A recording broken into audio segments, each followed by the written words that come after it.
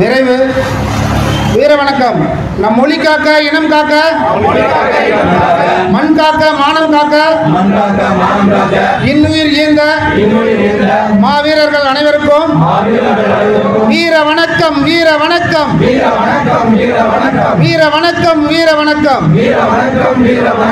உறுதிமொழி. மொழியாகி எங்கள் மூச்சாகி முடிசூடும் எம் தமிழ் மீது உறுதி. வழிகாட்டி எம்மை உருவாக்கும் தமிழர் வரலாற்றின் மீது உறுதி. வெளிமூடி துயில்கின்ற வீர வேங்கைகள் மீது உறுதி. இனிமேலும் ஓயோம், இழிவாக வாழோம். உறுதி உறுதி. வென்றெடுப்போம் தமிழர் உரிமைகளை, கட்டி எழுப்புவோம் தமிழர் உலகத்தை. வென்றாக வேண்டும் தமிழ், ஒன்றாக வேண்டும் தமிழர். தமிழால் இணைந்த நாம் தமிழராய் நிமிர்வோம். நாம் தமிழர், நாம் தமிழர், நாம் தமிழர்.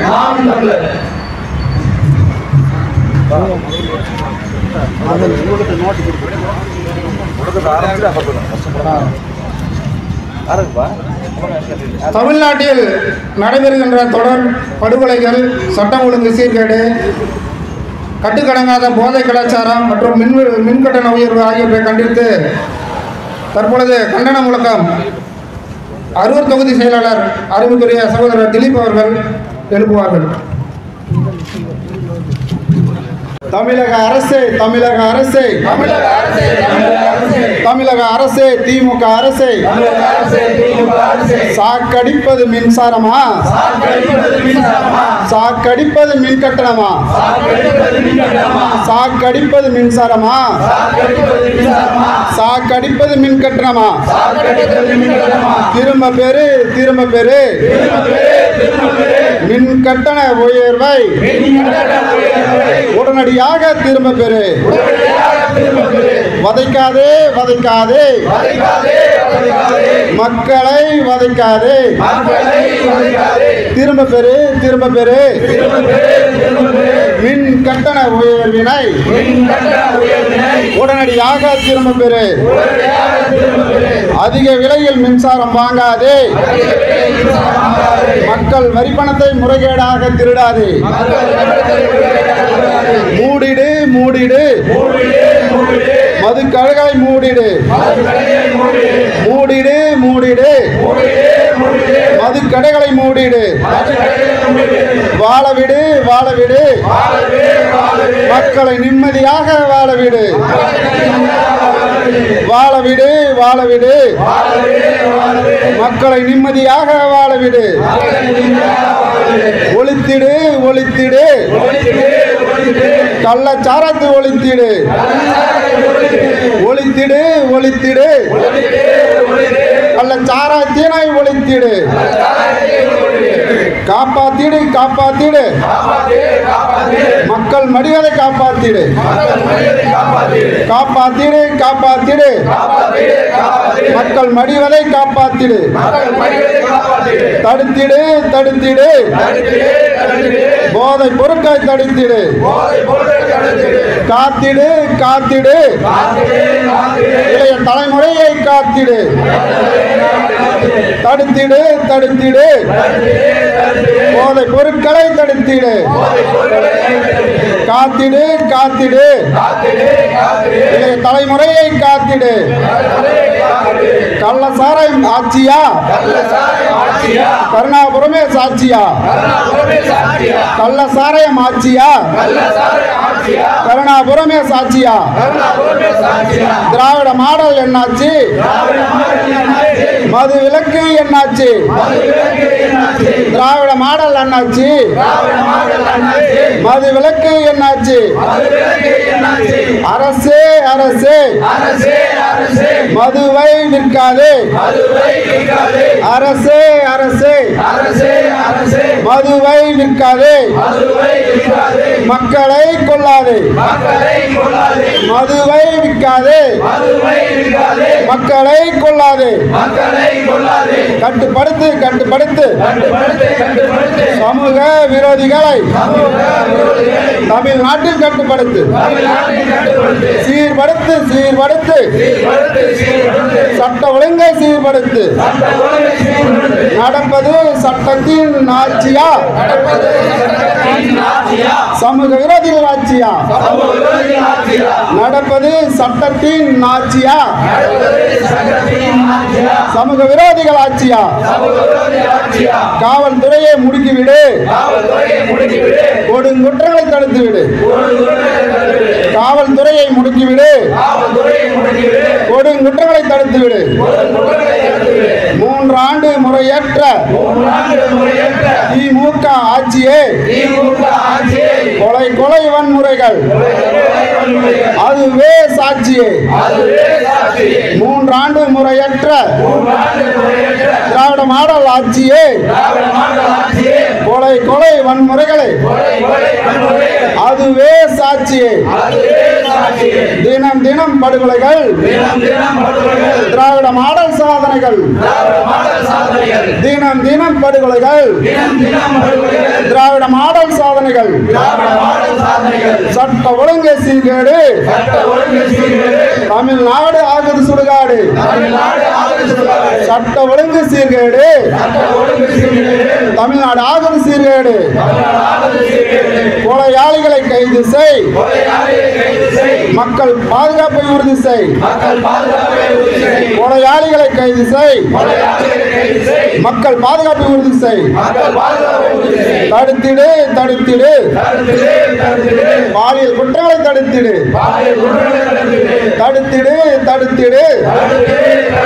பாலியல் குற்றங்களை தடுத்திடு பாதுகாப்பு கொடு பெண்கள் குழந்தைகளை காத்திடு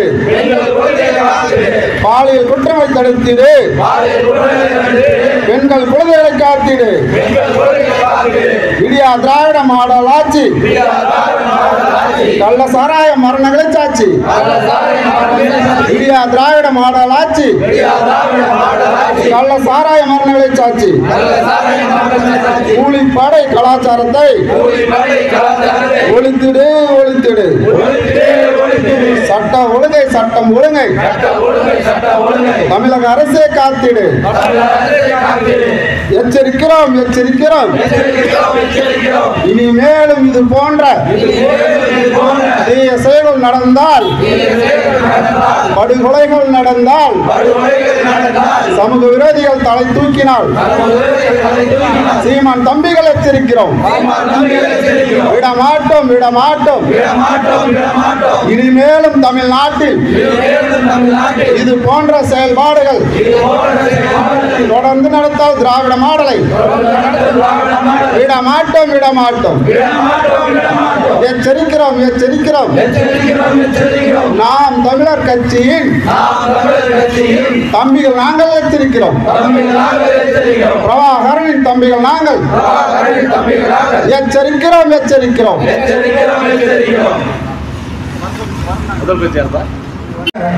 கண்டன உரையாற்ற தம்பி ஹரிகிருஷ்ணன் அவர்கள்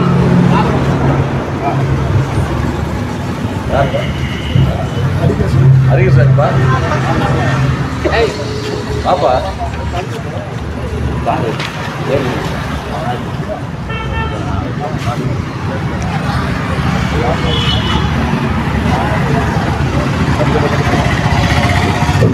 இங்கு கூடியுள்ள அனைத்து தாய் தமிழர்களுக்கும் என்னுடைய வணக்கத்தை தெரிவித்துக் கொள்கிறேன்.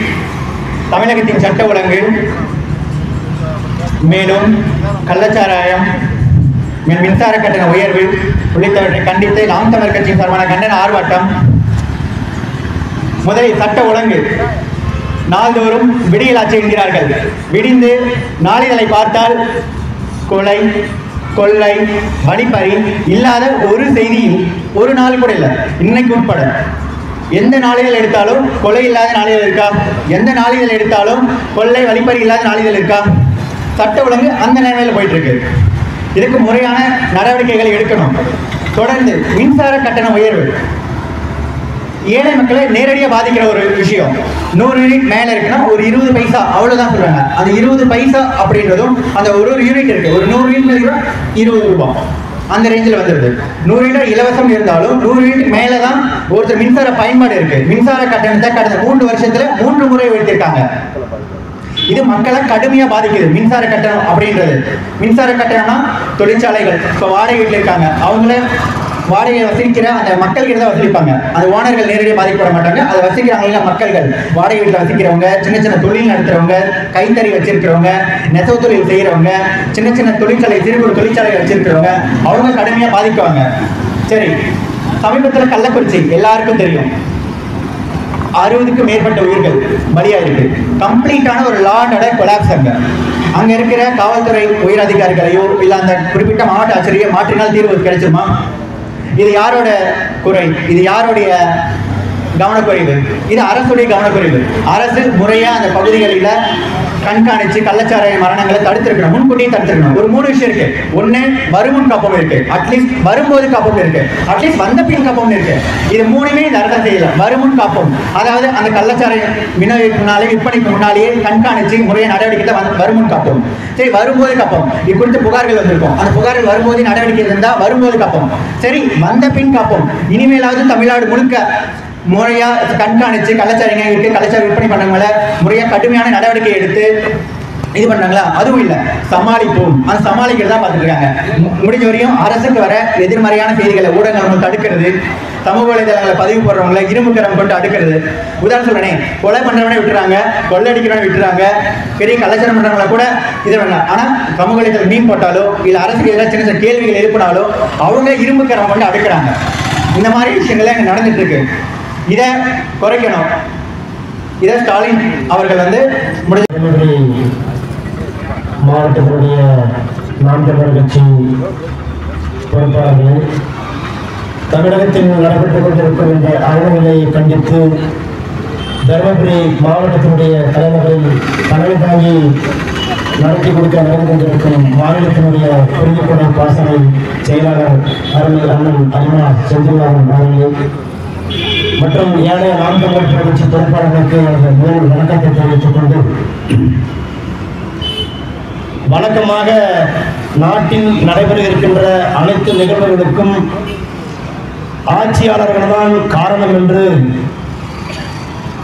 50 ஆண்டு காலமாக அனைத்து கட்சிகளும் பேசிவிட்டு நடைபெற இருக்கின்ற இந்த கொலைகளுக்கும் சட்ட ஒழுங்கு சீர்கேட்டு சம்பவத்திற்கும் நிரந்தரமாக இதுவரை எந்த தீர்வையும் சொல்லாமல் ஏறத்தாழ 60 ஆண்டு காலமாக மாறி மாறி ஆட்சி நடத்தி கொண்டிருக்கின்ற ஆட்சியாளர்களுக்கும்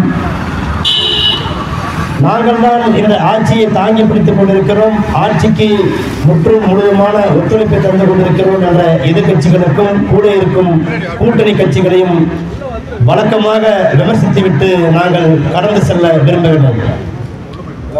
நாங்கள் நாம் தமிழர் கட்சி மக்களுக்கான நன்மைகளை செய்ய அதிகாரத்திற்கு வர வேண்டும், அதிகாரத்தை கைப்பிடித்து மக்கள் நலனை ஈர்க்க வேண்டும் என்று அரசியல் களத்தில் நிற்கின்ற இந்த சமகாலத்தில் திராவிட முன்னேற்ற கழகம் ஆட்சிக்கு வந்து 3 ஆண்டுகளில் எண்ணற்ற கொலைகள் வழக்கமாகவே நாங்கள் உற்று கவனித்து வருகை தந்து கொண்டிருக்கின்ற வரை இந்த நாட்டில் திராவிட முன்னேற்ற கழகம் ஆட்சிக்கு வந்தால் மட்டும்தான் இது போன்ற மக்கள் விரோத செயல்கள், கொலைகளும் கொள்ளைகளும் கற்பழிப்புகளும் நடந்த வண்ணமாகவே இருந்து கொண்டிருக்கிறது. எனவே இதை மீண்டும் திராவிட முன்னேற்ற கழகத்தை கண்டித்து, அனைத்து இந்திய அண்ணா திராவிட முன்னேற்ற கழகத்தை கண்டித்து ஒரு ஆர்ப்பாட்டத்தை நடத்திவிட்டு கடந்து சென்றே கொண்டிருந்தால் இதையும் மக்கள் வேடிக்கை பார்த்து கொண்டு மீண்டும் வாக்குகளுக்கு காசுகளை வாங்கி அவர்களுக்கே வாக்களித்து அவர்களை வெற்றியடைய செய்து கொண்டே இருந்தால் இது போன்ற நிலைமை நீடித்துக் கொண்டுதான் இருக்கும்.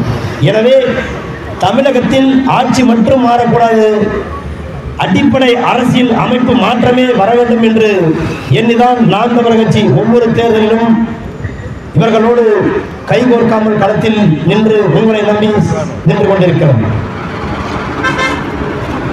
கொலை செய்பவர்களை காவல்துறை கண்டுபிடிக்கவில்லை, கொலை செய்பவர்களை காவல்துறை சேர்ந்தவர்கள் தடுக்கவில்லை என்பது மட்டும்தான் நாம் இதுவரை அறிந்திருக்கிற ஒரு சம்பவம்.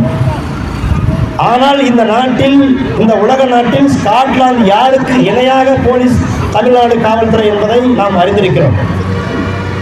99% கொலைகளை காவல்துறையால் தன்னுடைய துப்புரவினால், தன்னுடைய தனி திறமையினால் நடக்கின்ற கொலைகளை கூட காவல்துறை தடுத்திருக்கிறது. ஆனால் அதை காவல்துறை இதுவரை மாறுதட்டி நாங்கள் இதை செய்தோம் என்று சொல்லவில்லை. ஏனென்றால் காவல்துறையைச் சேர்ந்த நண்பர்கள், காவல்துறையைச் சேர்ந்த அதிகாரிகள் அரசியல்வாதிகள் கிடையாது. ஒவ்வொரு காவல்துறையில் பணியாற்ற வருகின்ற ஒவ்வொரு காவல்துறையைச் சேர்ந்த இன்று வரை இருக்கின்ற இளைஞர்கள் எப்படியாவது ஒரு சட்ட ஒழுங்கை நாம் காப்பாற்றி விட மாட்டோமா, நாட்டில் நடக்கின்ற இந்த தேவைகளை தடுத்து விட மாட்டோமா என்ற ஒரு எண்ணத்தோடு தான் காவல்துறை பணிக்கு அமர்கிறார்கள். நாம் முற்று முழுவதுமாக இருக்கின்ற காவல்துறையைச் சேர்ந்த அனைவரையும் குறை சொல்ல விரும்பவில்லை. எல்லா இடத்திலிருந்தும் காவல்துறை அவர்களிடத்திலிருந்தும் ஒரு நேர்மையான அரசியல்வாதி அவர்களிடத்திலிருந்தும் பார்த்துதான் இதற்கு முற்று முழுவதுமான மாற்று வேண்டும் என்பதற்காகத்தான் நாங்கள் நாம் தமிழர் கட்சி இன்று களத்தில் நிற்கிறோம். இந்த நாட்டில் திராவிட முன்னேற்ற கழகத்துக்கு முட்டுக் கொடுத்துக் கொண்டிருக்கின்ற கூட்டணி கட்சிகளுக்கு நாங்கள் ஒரு அறிவுரையை சொல்ல விரும்புகிறோம்.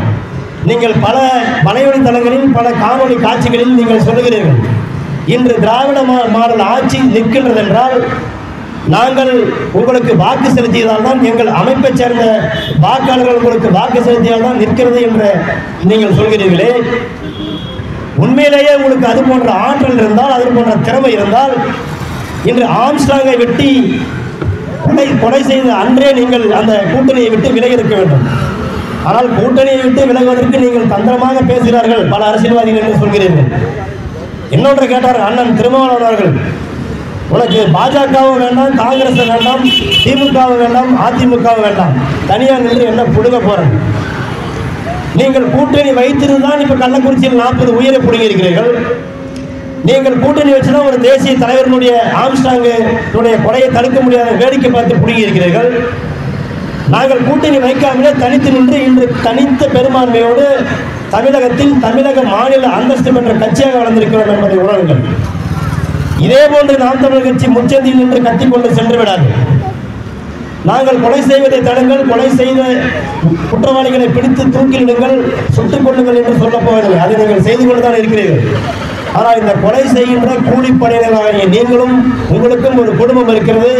நீங்களும் ஒரு மனிதனாக பிறந்து, தாய் வயிற்றில் பிறந்து, தாய் வயிற்றில் வளர்ந்து, இந்த சமுதாயத்தில் சமூக நல்லிணக்கத்தோடு ஒரு மனித உயிர் என்று மனதில் கொண்டு பிச்சை அற்ப காசுக்காக, பணத்திற்காக நீங்கள் ஒருவரை வெட்டி கொள்வதை தயவு செய்து நீங்களே உணர்ந்து அதை நிறுத்திக் கொள்ளாமல் எந்த விதமான சட்டமும் கொண்டு உங்களை தடுப்பது கடினம். ஏனென்றால் இந்த 10 பேர் வென்றான் உள்ள போறான், அடுத்த 10 பேர் வருவான், அவன் வெட்டுவான். அதனால இந்த நாட்டில் பிறந்த மனிதர்களுக்கு, மனிதர்களும் உயிர்கள் தான் அனைத்து உயிர்களுக்குமான அரசியல் பேசுகின்ற எங்களது அண்ணன் செந்தமிழன் சீமான் அவர்களின் வழியில் நாங்கள் கூட ஒரு சிறு காலத்தில் தவறான வழியில் சென்று கொண்டிருந்தவர்கள் தான், தவறான கட்சிகளில், சாதி அமைப்புகளில் சென்று கொண்டிருந்தவர்கள் தான். நீங்கள் சொல்லியிருக்கிறீர்கள் அண்ணன் திருமாவளவன் அவர்கள், நீங்கள் 4 பேருடன் கூட்டணி வைக்காத என்ன புரித போகிறீர்கள் என்று. அண்ணன் திருமாவளவன் அவர்களே, உங்களை நாங்கள் ஒரு காலத்தில் சாதியாக பார்த்தோம், சாதி தலைவராக பார்த்தோம். என்னை போன்ற ஒரு மனிதன் உங்களை கண்டாலே பிடிக்காது. ஆனால் இன்று திருமாவளவன் எங்கு பேசினாலும், திருமாவளவன் காணொலியில் பேசினாலும் நீங்கள் என்ன கருத்துக்கள் பேசுகிறீர்கள். நீங்கள் எங்கள் அண்ணன் என்று சொல்லுகிற அளவுக்கு எங்களை இந்த சமுதாயத்தில் மாற்றி நாம் தமிழர் கட்சியில் இணைய வைத்து பொதுத்தளத்தில் சாதி கடந்து, மதம் கடந்து எங்களை களத்தில் நிற்க வைத்திருக்கிறார் எங்களது செந்தமிழன் சீமான் அவர்கள். அந்த புடுங்களை தவிர நீங்கள் வேற யாரும் எந்த புடுங்களும் புடுங்கலை. அருமையா விட்டு தரீங்க. சட்ட ஒழுங்கு சீர்கேடுன்னு சொல்றீங்க, தமிழ்நாட்டில் சட்ட ஒழுங்கு சரியா இருக்குதுன்னு சொல்றீங்க. உங்களுக்கு நல்லாவே தெரியும் எங்க தப்பு நடக்குது, எங்க சரியா செய்ய முடியாதுன்னு உங்களுக்கு நல்லாவே தெரியும். அதே போன்று ஊழல், லஞ்சம், ஊழல், பணம். எப்படி நீங்க ஊழல் வாங்காம இருப்பாங்க? ஒரு அரசியல்வாதி தர்மபுரி நாடாளுமன்ற தொகுதியில் ஜெயிச்ச மணி 100 கோடி ரூபாய் செலவு பண்ணியிருக்காரு. அவர் என்ன அவங்க வீட்டில் சொந்த காசு எடுத்து செலவு பண்ணாரா, இல்லை காசு மாநிலத்திலிருந்து கொட்டுச்சா? கட்சி தானே செலவு பண்ணியிருக்கோம். அப்போ 40 தொகுதியில் 400 கோடி செலவு பண்ண அந்த காசை எங்கிருந்து எடுப்பாங்க? அங்கிருந்து பிறக்குது ஊழல். அப்போ அந்த ஊழல் அங்கே இங்கிருந்து பிறக்கிறதுனா நம்ம அந்த காசை ஏப்பா ஊழல் பண்ணுறதுக்கு நீ காசு வேற ஓட்டு போடணும்னு சொல்லுவோம். இதைத்தான் நாங்கள் 10 வருஷமா சொல்றோம். இந்த அரசியல், அடிப்படை அரசியலை மாற்றாம இந்த கொலையே நிறுத்த முடியாது, கொள்ளடிக்கிறதே நிறுத்த முடியாது, ஊழல் பண்ணுறதே நிறுத்த முடியாது, கள்ளச்சாராயத்தை நிறுத்த முடியாது. கள்ளச்சாராயம் காவல்துறை நம்ம கேட்கறது என்னன்னா, உங்களுக்கு எந்த இடத்துலையும் முழு சுதந்திரத்தை கொடுத்தா நீங்கள் சரியாக வேலை செய்வீங்கிறது எல்லாத்துக்கும் தெரியும். ஆனாலும் சில நேரத்தில் சில அதிகாரிகள் அவருடைய சட்டத்தை தன் கடமையை சேர்ந்து எந்த விதமான அரசியல் நெருக்கடிகள் வந்தாலும் அதை தாண்டி செய்கிறார்கள் என்பது அனைத்து காவல்துறைக்கும் தெரியும். கள்ளச்சாராயத்தில் 60 பேர் இறந்த பின்னாடி நீங்கள் போய் அவங்க கள்ளச்சாராயத்தை பிடிச்சிங்க. அதுக்கு முன்னே அந்த கள்ளக்குறிச்சியில் கள்ளச்சாராயம் வைக்கிறது எந்த போலீஸுக்கும் தெரியாதா? இல்லை அங்கே இருக்கிற எந்த அரசியல்வாதிக்கும் தெரியாதா? கட்டாயமாக தெரியும்.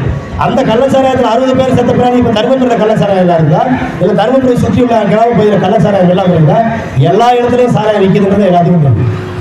அதனால் தயவு செஞ்சு கள்ளச்சாராயத்தை விற்கிறத தயவு செஞ்சு காவல்துறை அனுமதிக்காது. ஏன்னா ஏற்கனவே தருமபுரி மாவட்டம் ஏகப்பட்ட கள்ளச்சாராயத்தில் திரைத்து கொண்டிருந்தான். பொன்மாணிக்கவேன்னு ஒரு எஸ்பி சேலத்துக்கு வந்த பின்னாடி இந்த கள்ளச்சாராயம் முற்றும் முழுதுமாக ஒளிந்தது. மீண்டும் அதை தலை தூக்க விடாதுங்க. கள்ளச்சாராயம் மட்டும் இல்லை, கஞ்சா இன்றும் எல்லா இடத்துலையும் கஞ்சா கிடைக்குதுங்க. நாங்கள் காவல்துறைக்கு அழைப்பு எடுத்து சார் இந்த இடத்துல கஞ்சா கொடுக்குறோம், பிடிக்கணும், பிடிக்க மாட்டாங்க. இதுதான் உண்மை. நாங்கள் சொல்லியிருக்கிறோம். ஆவணம் வச்சிருக்கீங்களா? கண்டிப்பாக வச்சிருக்கிறோம். அதனால் இனி வரும் காலங்களில் இந்த அரசியல்வாதிகளை பார்க்காதீங்க. தயவு செஞ்சு காவல்துறையை சார்ந்தவர்கள், இருக்கிற அதிகாரத்துறையை சார்ந்தவர்கள் அரசியல்வாதிகளுடைய கட்டளையை ஒரு தயவு செஞ்சு எழுதாது. நீங்களுடைய சட்டப்படி நீங்கள் உங்களுக்கு காக்கி சட்டம் கொடுத்துருக்கிறது, உங்களுக்கு அரசியலமைப்பு சட்டம் கொடுத்துருக்கிறது செய்யுங்க. என்ன உனக்கு பண்ண போகிறாங்க? ஒரு குற்றவாளி நீங்கள் பிடிச்சா அதுக்கு அரசியல்வாதி பாதுகாப்பாக தருமபுரி விட்டு வேறு எவ்வளோ மாற்ற போகிறாங்க. வேறு ஊருக்கு போகணும், அதே வேலை தான் செய்ய போகிறீங்க. வேறு ஒன்றும் பண்ண முடியாதுல்ல, ஒரு எதுவுமே பண்ண முடியாது. அதனால் நீங்கள் சுதந்திரமாக செயல்படுங்க. ஒவ்வொரு தமிழ்நாட்டில் உள்ள இளைஞனும் நாம் தமிழர் கட்சியினுடைய இருக்கிற ஒரு தம்பிங்க என்ன வழியை பின்பற்றாலும் அதை தயவு செஞ்சு பின்பற்றுங்க. ஏன்னு கேட்டீங்கன்னா, நீங்கள் காசுக்காக கொலை பண்ணுறீங்க. நீ கொலை பண்ணிட்டு உள்ள போகிற, இல்லை உங்களை சுற்றுட்டாங்க, உன் பின்னாடியும் ஒரு அக்கா இருந்திருப்பா, உன் பின்னாடியும் ஒரு அம்மா இருந்திருப்பா, உனக்கு பின்னாடியும் ஒரு தங்கச்சி இருந்திருப்பா, உன்னுடைய ஒட்டுமொத்த பயணத்தின் பின்னாடி உங்களுக்கு ஒரு குடும்பம் இருக்கு. இதெல்லாம் இல்லாமல் எவ்வளோ ஒருத்தர் பறந்துருக்க மாட்டேன். கத்தி எடுத்து நேராக போய் வெட்டுறவங்க இல்லைன்னா எந்த விதமான பின்புலமும் எல்லாம் ஒருத்தர் பறந்து போய் வெட்டியிருக்க மாட்டேன். அதனால் இதை வன்மையாக கண்டிக்கணும். அதே போன்று இது ஏதோ ஒரு கவன ஈர்ப்புக்காக நடத்தவில்லை. இதே காலம் உங்களுக்கு நீடிக்காது. ஆட்சி அதிகாரத்தில் இருக்கின்ற காவல்துறையை கையில் வைத்திருக்கின்ற முதல்வர் அவர்களுக்கு உண்மையை சொல்லப்போனால் ஒன்றுமே தெரியல. அவருக்கு ஒன்றும் தெரியல. அவருக்கு தெரிஞ்சிருந்தால் இதெல்லாம் இந்த மாதிரி சிக்கல்லாம் நடக்காது. காவல்துறையே எத்தனையோ கொலைகளை தடுத்திருக்காங்க. ஆம்ஸ்ட்ராங் கொலையை கொலை பண்ண போகிறாங்கன்னு தகவல் தெரியுதுனால தகவல் சொல்லிட்டு இருக்காங்க பொதுவெளியில். அது எந்த அளவுக்கு உண்மை போயின்னு நமக்கு தெரியாது. அதை தடுத்துருக்கலாம். அதே போன்று நாம் தமிழர் கட்சி சேர்ந்த மதுரை மாவட்டத்தை சேர்ந்த ஒருத்தர் ஓட நடுவில் மந்திரி வீட்டுடைய தெருவில் வெட்டான். ஆனால் இந்த மீடியாவும் இருக்குமாறு நாம் தமிழர் கட்சிக்காரன் ஒருத்தரை வெட்டினா வெளியே வராது.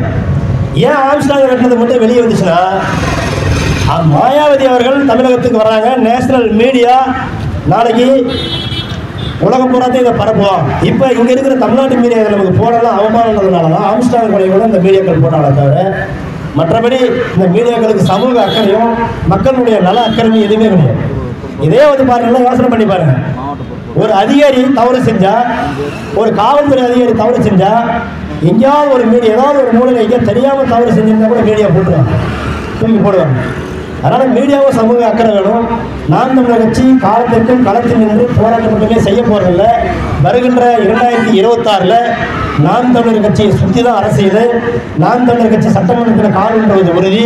எங்கள் அண்ணன் செந்தமிழன் சீமான் அவர்கள் சிம்மாசனத்தில் உட்கார்ந்து முதல்வராக பதவியேற்பது உறுதி. அப்பொழுது இந்த ரவுடிகளும் இந்த கட்ட பஞ்சாயத்துக்காரர்களும் இந்த திமுக அரசியல்வாதிகளும் அதுக்குள்ள உங்களை திருத்தி நல்லா வாழறதுக்கு முயற்சி பண்ணீங்க. அப்படின்னா ரவுடின்னு சொல்றதுக்கு ஒருத்தவனுக்கு இருக்க மாட்டான். ஏன்னு கேட்டீங்கன்னா, நாம் தமிழர் கட்சியில கட்சி பொறுப்பேற்ற பிறகு காவல்துறை மட்டும் காவல்துறை இருக்காது. நாம் தமிழர் கட்சியில் இருக்கிற தம்பிகளும் காவல்துறை போல தான் செயல்படுவாங்க. சட்ட ஒழுங்குக்காக, மக்கள் பணிக்காக நேர்மையாக செயல்படுவாங்க. அந்த இடத்துல ஒரு சிக்கல் நடந்ததுன்னா உங்களுக்கு தகவல் சொல்லுவாங்க, முறையாக செய்வாங்க. அதனால் நாட்டில் எந்த சிக்கலும் வராது. இதை நாங்கள் இப்படியே கடந்து போயிட மாட்டோம். மீண்டும் ஒரு முறை அறிவுறுத்துறோம். அந்த கொலை பண்ண ரவுடிகளுக்கு திருத்திக்கிங்க. உங்களுக்கு பின்னாடியும் குடும்பம் இருக்குது. நீங்களாம் திருந்தாவிட்டீங்கன்னா யாராலையும் திருத்தவும் முடியாது. இல்லைன்னா சட்டம் ஒழுங்கு கையில் எடுக்க வேண்டிய சூழ்நிலைக்கு நீங்கள் போனீங்கன்னா காவல்துறை அவங்க சட்டம் ஒழுங்கு கையில் எடுப்பாங்க. இதெல்லாம் செத்து குட்டிச்சோராகி போயிருங்க, ஒருத்த கூட வாழ மாட்டீங்க. அதனால் தயவு செஞ்சு திருந்துங்க. மற்ற இருக்கின்ற ஆட்சியாளர்களாவது இனி வரை 2 ஆண்டு காலமாவது இந்த நாட்டை உலக வைக்கிறதுக்கு முயற்சி பண்ணி நம்புகிறோம். பேச வாய்ப்பு நன்றி கூறி விடைபெறுகிறோம். நன்றி, வணக்கம். செயலாளர் சகோதரர் சிவகுமார் அவர்கள்.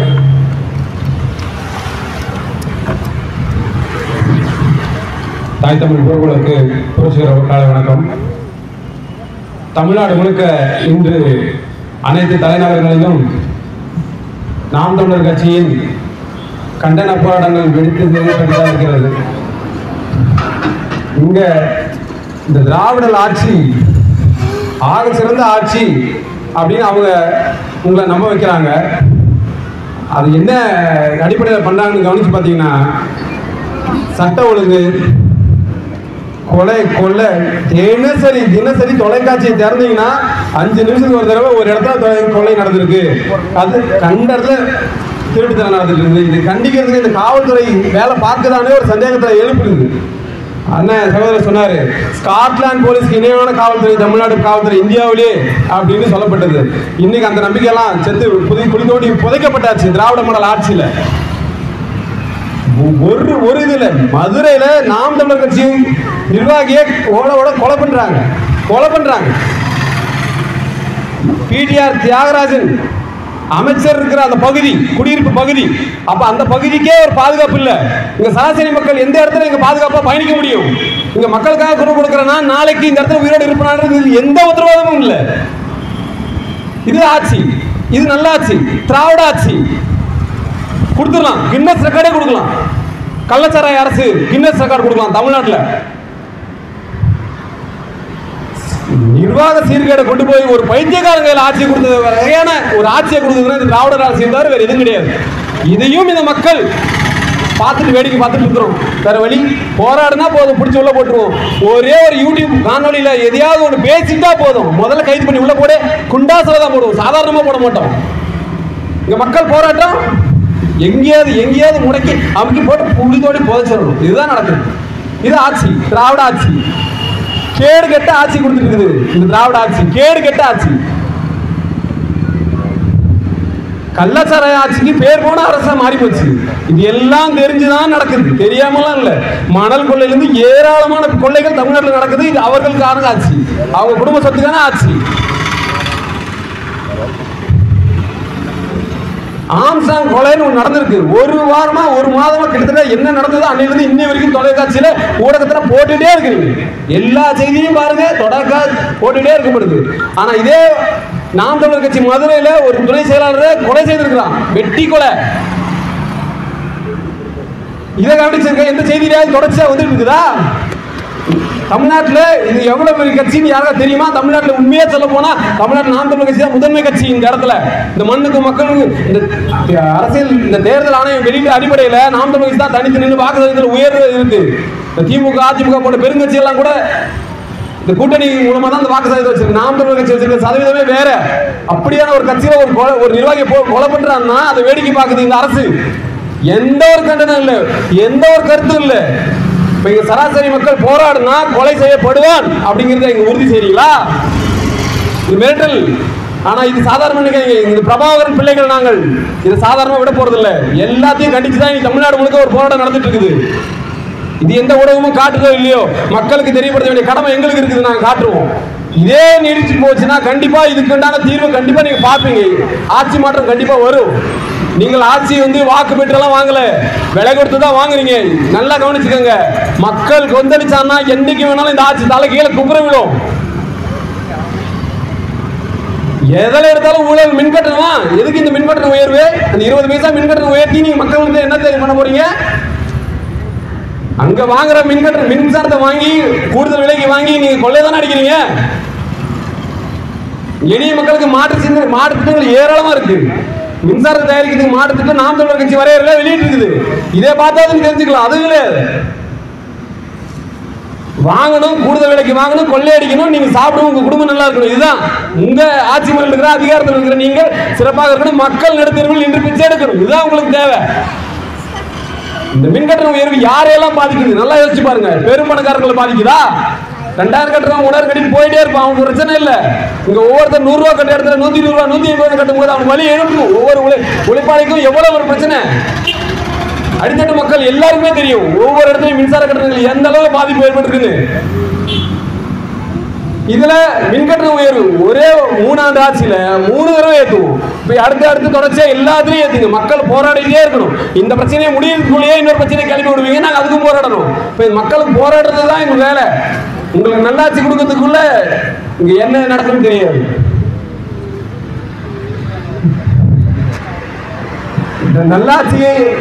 நல்லாட்சின்னு சொல்லி கேடுகட்ட ஆட்சி முறைய விரைவில் அகற்றும் நேரம் ரொம்ப தூரத்தில் இல்லை.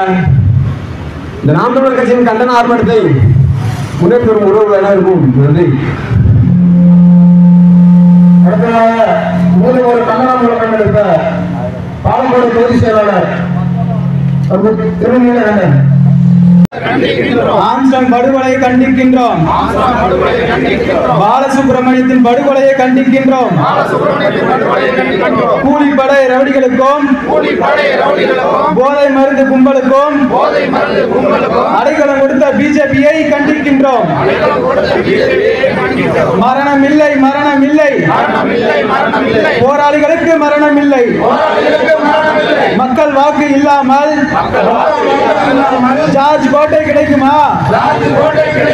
மக்கள் வாக்கு இல்லாமல் பாராளுமன்றம் கிடைக்குமா? நாம் தமிழர் திரள்கின்றோம். நீதி கேட்டு திரள உள்ளோம். பிரபாகரன் மாணவர்கள் நீதி கேட்டு திரண்டுள்ளோம். எச்சரிக்கை செய்கின்றோம். நாம் தமிழர் எச்சரிக்கை செய்கின்றோம். பிரபாகரன் பிள்ளை எச்சரிக்கை செய்கின்றோம். புலிகள் நாங்கள் எச்சரிக்கின்றோம். வன்னி புலிகள் நாங்கள் எச்சரிக்கை செய்கின்றோம். திமுக அரசை எச்சரிக்கை செய்கின்றோம். எதிர்த்து நாங்கள் கர்ஜித்தால் சட்ட ஒழுங்கு இருக்காது. பிரபாகரன் பிள்ளைகள் நாங்கள் அற வழியில் செல்கின்றோம். சட்டப்படி நீதி கேட்டு தகடூரில் திரண்டுள்ளோம். புலிகள் நாங்கள் திரண்டுள்ளோம். கண்டிக்கின்றோம், கண்டிக்கின்றோம். நாம் தமிழர் கண்டிக்கின்றோம். ஆம்ஸ்டாங் படுகொலையை கண்டிக்கின்றோம். பாலசுப்ரமணியத்தின் படுகொலையை கண்டிக்கின்றோம். கூலிப்படை ரவுடிகளுக்கும் போதை மருந்து கும்பலுக்கும் அடைக்கலம் கொடுத்த பிஜேபியை கண்டிக்கின்றோம். மரணம் இல்லை, மரணம் இல்லை, போராளிகளுக்கு மரணம் இல்லை. மக்கள் வாக்கு இல்லாமல் ஜார்ஜ் கோட்டை கிடைக்குமா? மக்கள் வாக்கு இல்லாமல் பாராளுமன்றம் கிடைக்குமா? நாம் தமிழர் திரண்டுள்ளோம். நீதி கேட்டு திரண்டுள்ளோம்.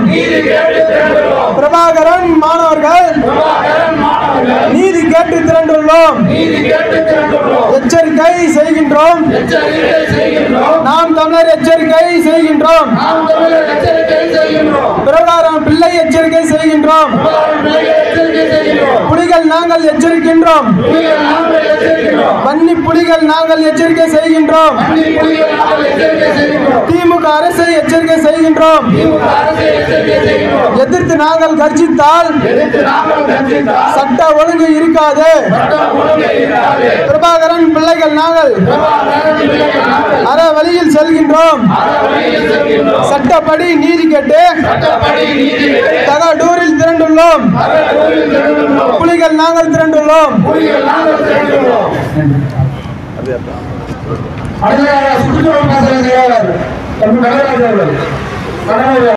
இன்று நாம் தமிழர் கட்சி சார்பாக கண்டன ஆர்ப்பாட்டத்தை சிறப்பாக நடத்தி கொண்டிருக்கும் அண்ணன் தலைமையில் அனைவருக்கும் எனது முத்தான முதற்கண் வணக்கங்கள். அநீதியை கண்டு கோபம் வரும் என்றால் நீயும் என் தோழனே என்கிறார் புரட்சியாளர் சேகுவேரா. அதுபோல நாம் தமிழர் கட்சி எங்கெல்லாம் அநீதி நடக்கிறதோ அதை கண்டு கண்டன ஆர்ப்பாட்டம் இது போன்று நடத்தி கொண்டிருக்கிறது. இன்று தமிழகத்தில் திராவிட மாடல் ஆட்சிகளால் பல்வேறு இடங்களில் கொலை, கொள்ளை, ஊழல், லஞ்சம் என தலைவிரித்து ஆடிக்கொண்டிருக்கிறது. அதாவது ஒரு சிறிய ஒரு கதை ஒன்று. அதாவது கிருபானந்த வாரியார் என்ன சொல்வார் என்றால், பசிச்சவன் கடலை செடியை வேரோட புடுங்கி சாப்பிடுவான். ஆனால் அந்த கருணாநிதி குடும்பம் இருக்கு இல்லையா, அவன் விஞ்ஞானபூர்வமாக திருடுவான் அப்படின்றதுதான். ஏன்னா போன மாதம் எங்கள் வீட்டில் 200 யூனிட் தான் ஓடிட்டு இருந்தது. அதுக்கு முன்ன மாதம் 100. திடீர்னு எலெக்ஷன் முடிவு அறிவிச்ச பிறகு பார்த்தீங்கன்னா அந்த மாதம் 400ன்றான். போன மாதம் கூட வெயில் காலம், அதுக்கு முன்ன மாதம் வெயில் காலம். அப்போ 2 மின்விசிறி 2 பல்ப் அவ்வளோதான் இருக்குது, அவ்வளோதான் பயன்படுத்துகிறோம். ஆனால் இப்போ குளிர்காலத்தில் இந்த குளிரில் மின்விசிறி கூட அணைக்கப்பட்டு தான் இருக்குது. ஆனால் இந்த மாதம் என்னுடைய வீட்டு கரண்ட் பில்லு 1360 ரூபா, 400 யூனிட் ஓடி இருக்குது. அதுக்கு முன்னாடி எல்லாம் 0 யூனிட்ல இருந்தது, இன்னைக்கு 1400 ரூபா, 460 ரூபா. அந்த மாதிரி விநியோகம் பூர்வமாக எப்படின்னா, அதை கிருபானந்த வாரியார் சொல்லியிருக்காருல, அது போல பசிச்சவன் கடலை செடியை வேரோட பிடிங்கி சாப்பிட்டுருவான். ஆனால் அந்த கருணாநிதி குடும்பம் இருக்குது பார்த்தீங்களா, மேலே செடி இருக்கும், கீழே கடலை இருக்காது. அப்படி மேலே கடலை இருக்கும், கீழே செடி இருக்காது. அது போல விஞ்ஞான பூர்வமாக திருடுறான். ஷாக் அடிக்குது, எங்கடா ஷாக் அடிக்குதுன்னு பார்த்தா மின்சாரம் உயர்வு. கருணாநிதி அதாவது ஸ்டாலின் வீட்டில் ஷாக் அடிக்குது, எங்கள் வீட்டிலேருந்து டைரக்டா. அப்படி இன்னைக்கு 1460 ரூபா கட்டிட்டு வந்திருக்கிறேன். இந்த மாதம் ஃபோன்பேல காட்டுறேன் இருக்கு. அப்படி இது போல கொள்ளைகளை நடத்தி கொண்டிருக்கும் இந்த திராவிட ஆட்சிகளை கண்டித்து கண்டன முழக்கம். தமிழ்நாடு அரசே, தமிழ்நாடு அரசே, சாக்கடிப்பது மின்சாரமா, சாக்கடிப்பது மின்சாரமா, மின் கட்டணமா சாக்கடிக்குது எங்களுக்கு. மின் கட்டண உயர்வை திரும்ப பெறு, திரும்ப பெறு. மக்களை வதைக்காமல் வாழ விடு, வாழ விடு. மின் கட்டண உயர்த்தாமல் மக்களை வாட்டி வதைக்காதே. மாற்று மின் உற்பத்தியை பெருக்கிட மக்கள் துயரத்தை துடைத்திடு.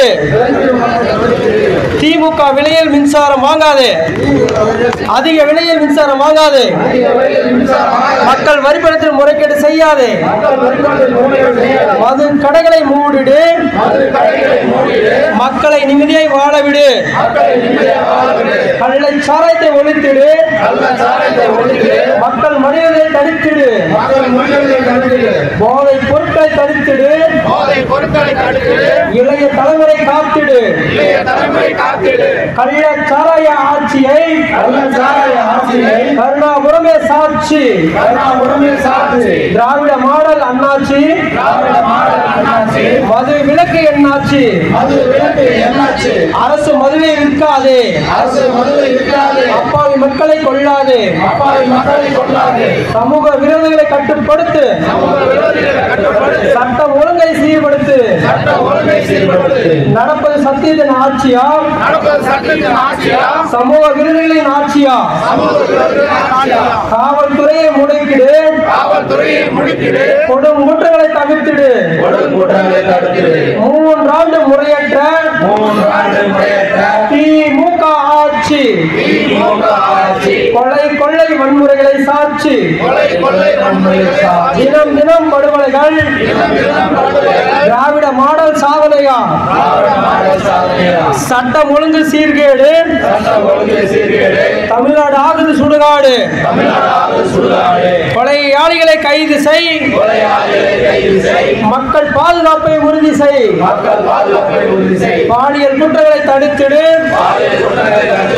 பெண் குழந்தைகளை காத்திடு. விடியா திராவிட மாடல் ஆட்சி, கள்ளச்சாராய மரணங்களை சாட்சி.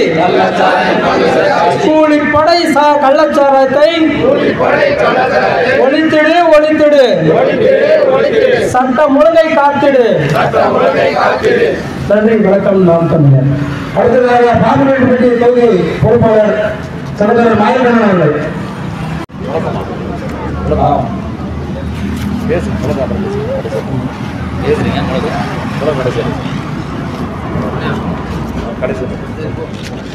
நாம் தமிழர் உறவுகள் அனைவருக்கும் வணக்கம்.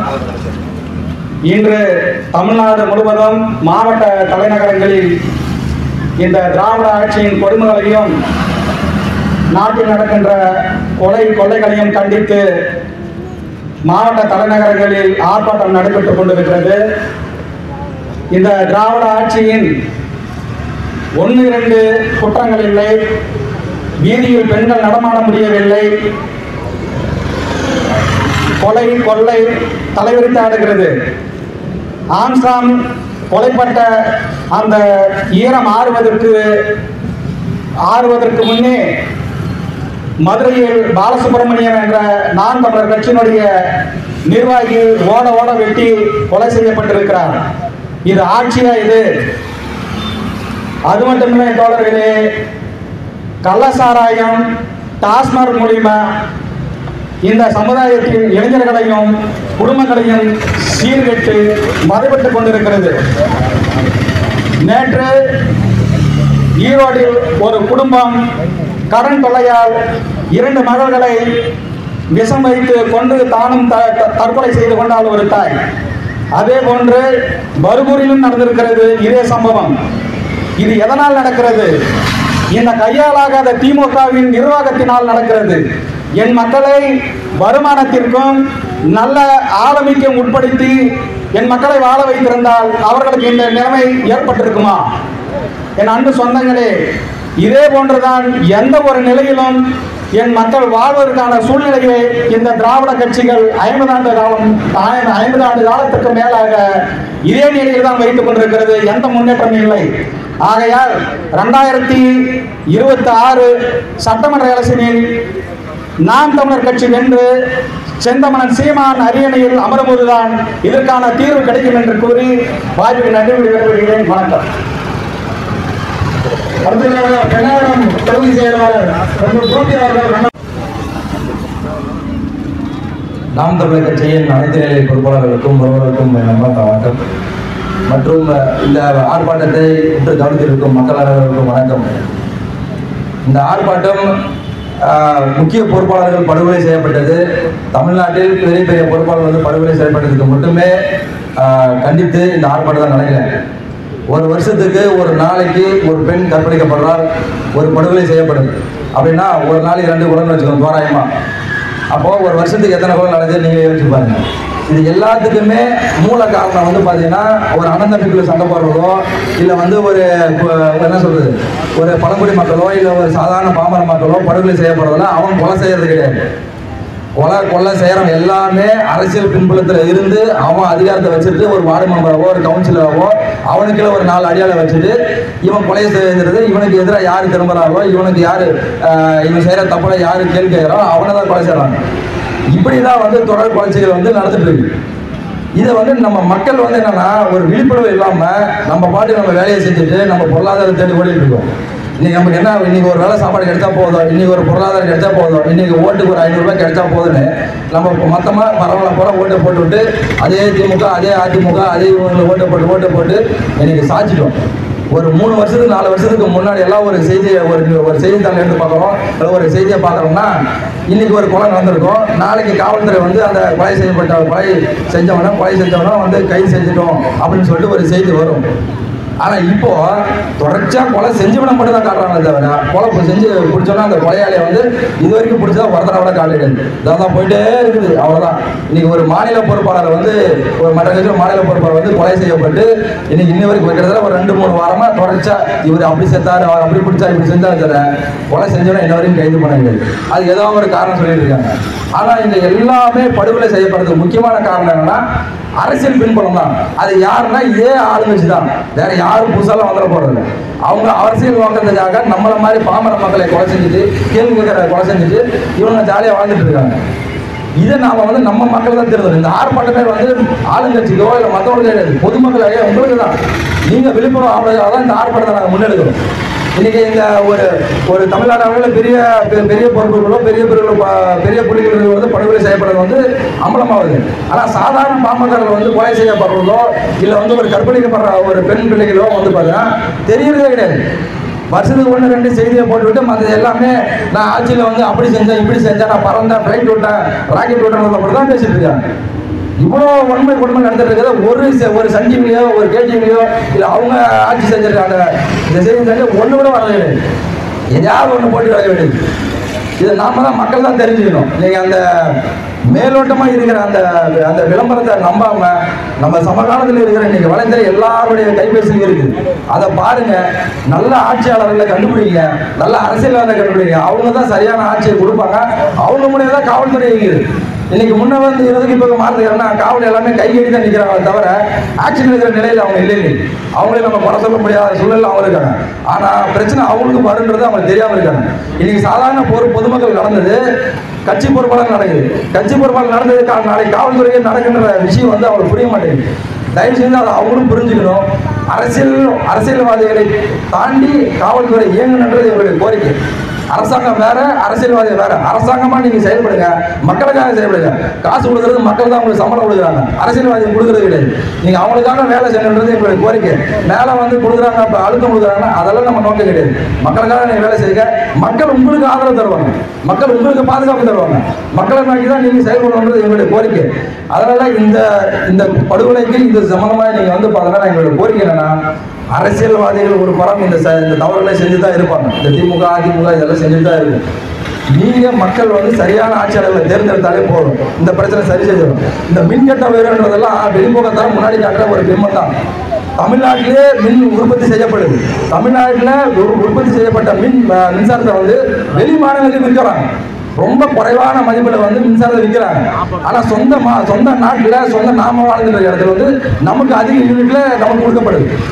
நம்ம இங்கே தமிழ்நாடு உற்பத்தி பண்ணுற மின்சாரத்தை வெளியே விற்காம நாமளே பயன்படுத்திட்டா 24 மணி நேரமும் மின்சாரத்தை இலவசமாக பயன்படுத்தலாம் நாமளே.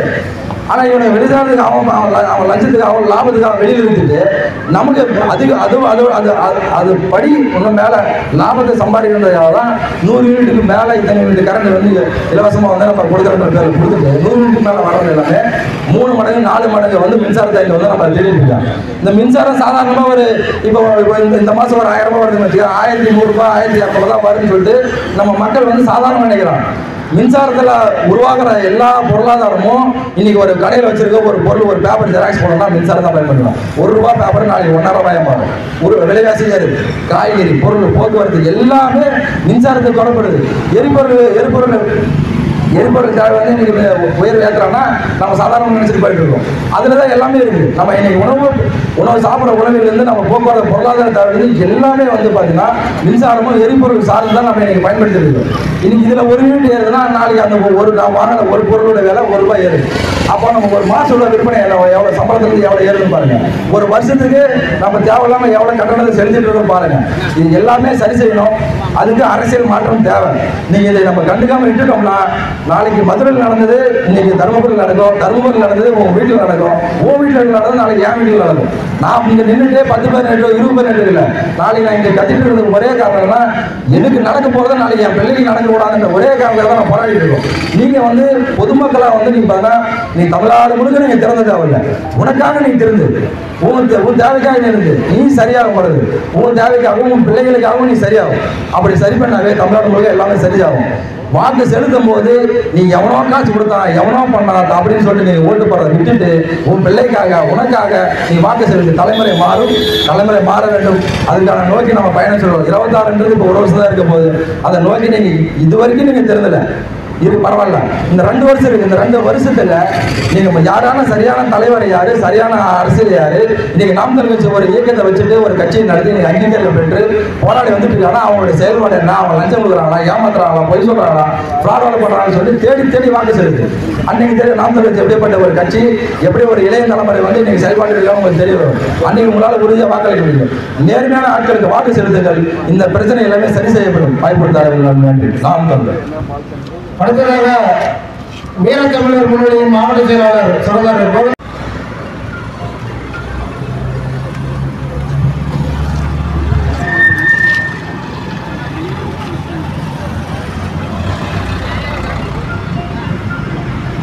தண்ணீர் துளிகளோடு வேர்வைகளோடு உதிரத்தை உரமாக்கி அனுதினமும் அல்லல் படும் மக்களுக்காக மண்ணில் 1000 கட்சிகள் இருக்கலாம். ஆனால் இந்த மண்ணில் மக்களுக்காக மக்களோடு நிற்பதற்காக எங்கள் அண்ணன் செந்தமிழன் சீமான் அவர்களுடைய அறிவுறுத்தலின் பேரில் இங்கு நடந்து கொண்டிருக்கும் கண்டன ஆர்ப்பாட்டத்தை தலைமையேற்று முன்னின்று நடந்து கொண்டிருக்கும் குருதிப்படையினுடைய மாநில செயலாளர் அண்ணன் மூட்டு சி. நாதன் அவர்களே, பழங்குடியினர் பாசறையினுடைய மாநில செயலாளர் கேப்டன் துரை அவர்களே, இந்த கண்டன ஆர்ப்பாட்டத்தை தலைமையேற்று நடத்தி கொண்டிருக்கும் மாவட்ட முன்னணி பொறுப்பாளர்களே, எனது அருமை தாய் தமிழ் உறவுகளை, உங்கள் அத்துணை பேருக்கு என்னுடைய வணக்கங்கள். கட்சிகள் 1000 இருக்கு, ஆனால் எந்த கட்சிக்கு இந்த மண்ணில் கொள்கையோடு கொள்கை உறுதியோடு நிற்கிறது? நாம் ஆண்டுதோறும் பல தேர்தல்களை சந்திக்கின்றோம், வாக்குகளை செலுத்துகின்றோம். ஆனால் பாருங்கள், இந்த கட்சி இல்லைனா அந்த கட்சி, அந்த கட்சி இல்லைனா இந்த கட்சி, இந்த மனநிலையில் இருந்து நாம் எப்பொழுது மீள்வது? சிந்தித்து பார்க்க வேண்டும்.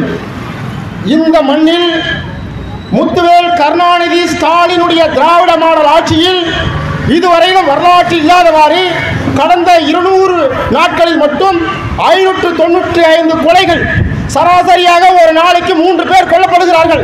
அவர்கள் குத்தி கொலை செய்யப்படுகிறார்கள், கழுத்தறுத்து கொலை செய்யப்படுகிறார்கள், சுட்டு கொலை செய்யப்படுகிறார்கள், வெட்டி கொலை செய்யப்படுகிறார்கள். கொலை செய்யப்படுகின்ற வடிவங்கள் வேறாக இருக்கலாம், ஆனால் ஒரு நாளைக்கு 3 பேர் சாகிறார்கள் என்பது நிதர்சனமான உண்மை. நான் கேட்பது ஒன்றுதான், ஐயா காவல்துறை அதிகாரிகளே, நான் உங்களிடத்தில் கேட்பது ஒன்றே ஒன்றுதான். தயவு செய்து ஐயா முத்துவேல் கருணாநிதி ஸ்டாலின் அவர்களினுடைய இரும்பு கரத்தை மட்டும் கண்டுபிடித்து தாருங்கள். அவருடைய இரும்பு கரத்தை எங்கேயோ வைத்து விட்டார், தொலைத்து விட்டார், மறைந்து விட்டார். தயவு செய்து அதை கண்டுபிடித்து தாருங்கள். அவர் அடக்கி விடுவார். வெட்கமே இல்லாம ஒவ்வொரு 15 நிமிடத்திற்கும் ஒரு பெண் கற்பழிக்கப்படுகிறாள். ஒவ்வொரு 15 நிமிடத்துக்கு ஒரு பெண் கற்பழிக்கப்படும் பொழுது வெட்கமே இல்லாமல், சூடு இல்லாமல், சுரணி இல்லாமல், மானம் இல்லாமல் தமிழ்நாடு அமைதி பூங்காவாக இருக்கிறது என்றால், உன் பொண்டாட்டி உன் பிள்ளைய அமைதியா இருக்க அதை சொல்றீங்களா? உன் பொண்டாட்டி உன் பிள்ளைகள் அமைதியாக இருந்த போதுமா? நாட்டு மக்கள் அமைதியாக வாழ வேண்டாமா? 1000க்கு 500க்கு விலை போனால் இதான் நடக்கும். இதை தாண்டி வேற என்ன நடக்கும்? என்ன அற்புதமா நடக்கும்? சாவண்டிதான். இந்த மண்ணில் நல்லா பார்த்துக்கோங்க. இந்த மண்ணிலே போராடுவதற்கென்று ஏதாவது போராட்டம்னா கம்யூனிஸ்ட் கூடுவாங்க. ஆனால் இன்னைக்கு கம்யூனிஸ்ட் வருவாங்களா? 2 தொகுதிங்க, பாராளுமன்ற தொகுதி 2 தொகுதி, 25 கோடி தேர்தல் செலவுக்கு அப்படியே வாய் அடிச்சிட்டாங்க. 25 கோடிக்கு வேலைக்கு போன கம்யூனிஸ்ட் கட்சி வருமா? வராது. மதிமுக ஒரு கட்சி வயசானவனே தன் மகனை எழுதி வச்சுட்டு போயிட்டார், அதுவும் வராது. அதை தாண்டி இந்த மண்ணின் மகனாக திருமாவளவன் வந்து நிற்பாரா? நின்னார். ஏன் இப்ப என்னாச்சு? அவருக்கு நிற்க முடியாது. காரணம் என்ன? தோழமை சுடுதல் என்கின்ற ஒற்றை காரணத்திற்காக அவருடைய துரோகத்தை இந்த மண்ணில் நாம் எவ்வளவுதான் சகித்துக் கொள்வது? ஈழத்தில் இனக்கொலை நடந்தது. கருணாநிதி நினைத்திருந்தால் அது தடுத்திருக்க முடியும்.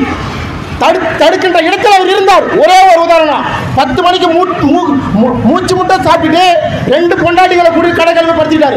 12 மணிக்கு உண்ணாவிரத்தை முடிச்சு வந்தார். அந்த 2 மணி நேரத்தில் சும்மா பேச்சுக்காவது ராஜபக்சேவால் போர் நிறுத்தப்படுகிறது என்று அறிவித்தான். அந்த அளவுக்கு அதிகாரம் படைத்த கருணாநிதியால் இந்த ஈழக்கொலையை தடுத்து நிறுத்த முடியாது என்று பேசியவர் திருமாவளவன். ஒன்றல்ல இரண்டல்ல, தொடர்ச்சியாக அந்த கட்சியை தாங்கி பிடிக்கின்றார். சனாதனத்துக்கு எதிராக போராடுகிறேன் என்று சொல்ல இதே திருமாவளவன், நான் கேட்கிறேன், நான் தான் சாட்சி, நானே சாட்சி. நான் ஓசூரில் பணிபுரிந்து கொண்டிருந்த காலம் அது 2008 இறுதியோ 2009 ஆரம்பமோ என சரியாக நினைவில்லை. ஆனால் அவர் உண்ணாவிரதம் அறிவித்தார். காலவரையற்ற உண்ணாவிரதம். மரமலை நகரிலே வண்டலூர் அருகிலே அவர் உண்ணாவிரதம் அமர்ந்திருந்தார். நம்மளால உறங்க முடியல. ஏதேனும் ஒரு மாற்றம் வந்து விடாதா? ஏதேனும் ஒரு மாற்றம் நடந்து விடாதா? யாரேனும் வந்து விட மாட்டார்களா? போர் நின்று விடாதா? மக்கள் கொலையை தடுத்து விட முடியாதா என்று ஏங்கிக் கொண்டிருந்த நாம் ஒவ்வொரு நாளும் தூக்கமின்றி இருந்தோம். இவர் அறிவித்தார், போனோம். எந்த கட்சியும் சார்பற்ற அன்றைக்கு நான் போனேன். இதற்கு முன்னதாக சென்னைக்கு சென்ற பழக்கமும் கிடையாது. கையில் இருந்த காசை எடுத்துட்டு போனேன். பட்டினியா போய் உட்கார்ந்தேன். அந்த உண்ணாவிரத மேடையிலே எனக்கு பச்சை மரத்தில் பட்ட ஆணியை போல இன்னும் என் நெஞ்சிலும் அப்படியே பசுமையாக இருக்கிறது. மருத்துவர் ராமதாஸ் அவர்கள் அந்த கூட்ட மேடையில் ஏறி பழச்சாறை கொடுத்து முடித்து வைத்தார். தம்பி, நீங்கள் வேண்டும், இந்த மக்களுக்கு வேண்டும், நாம் இதைவிட பெரிய போராட்டத்தை நடத்தி காட்டுவோம் வேண்டும் என்று ராமதாஸ் அவர்களால் முடித்து வைக்கப்பட்ட அந்த போராட்டத்திலே திருமாவளவன் மைக்க வாங்கி பேசுறேன். என்ன பேசுறேன் தெரியுமா? என்னுடைய வாழ்நாளில் காங்கிரஸோடு ஒட்டும் கிடையாது, உறவும் கிடையாது என்றான். இந்த காங்கிரஸ் கட்சி தமிழ்நாட்டில் அழிக்காமல் ஓய மாட்டேன் என்றார். இதே திருமாவளவன் ஈழக்கொலையினுடைய சூத்திரதாரியான பிரணாப் முகர்ஜிக்கு ஏபிஜே அப்துல் கலாம் அவர்கள் குடியரசுத் தலைவராக இரண்டாவது முறையாக அவருடைய பெயர் அடிபட்ட பொழுது கருணாநிதி அவர்கள் முதல் முறையாக நாட்டிலேயே பிரணாப் முகர்ஜியினுடைய பெயரை முன்மொழிந்தார். நாட்டிலேயே அடுத்ததாக கருணாநிதியை தொடர்ந்து பிரணாப் முகர்ஜிக்கு குடியரசுத் தலைவர் பதவி கொடுக்கப்பட வேண்டும் என்று வழிமொழிந்தது திருமாவளவன் மறந்துவிடக்கூடாது. அதே கூட்டத்திலே ராஜபக்சேவை கண்டால் நான் சுட்டு விடுவேன் என்ற அதே திருமாவளவன் இலங்கைக்கு சென்ற ராஜபக்சே பிரியாணி படத்தை வாங்கி கொண்டு வந்தார். மறந்துவிட முடியுமா? இவர் செய்த துரோகம் ஒன்றல்ல இரண்டல்ல,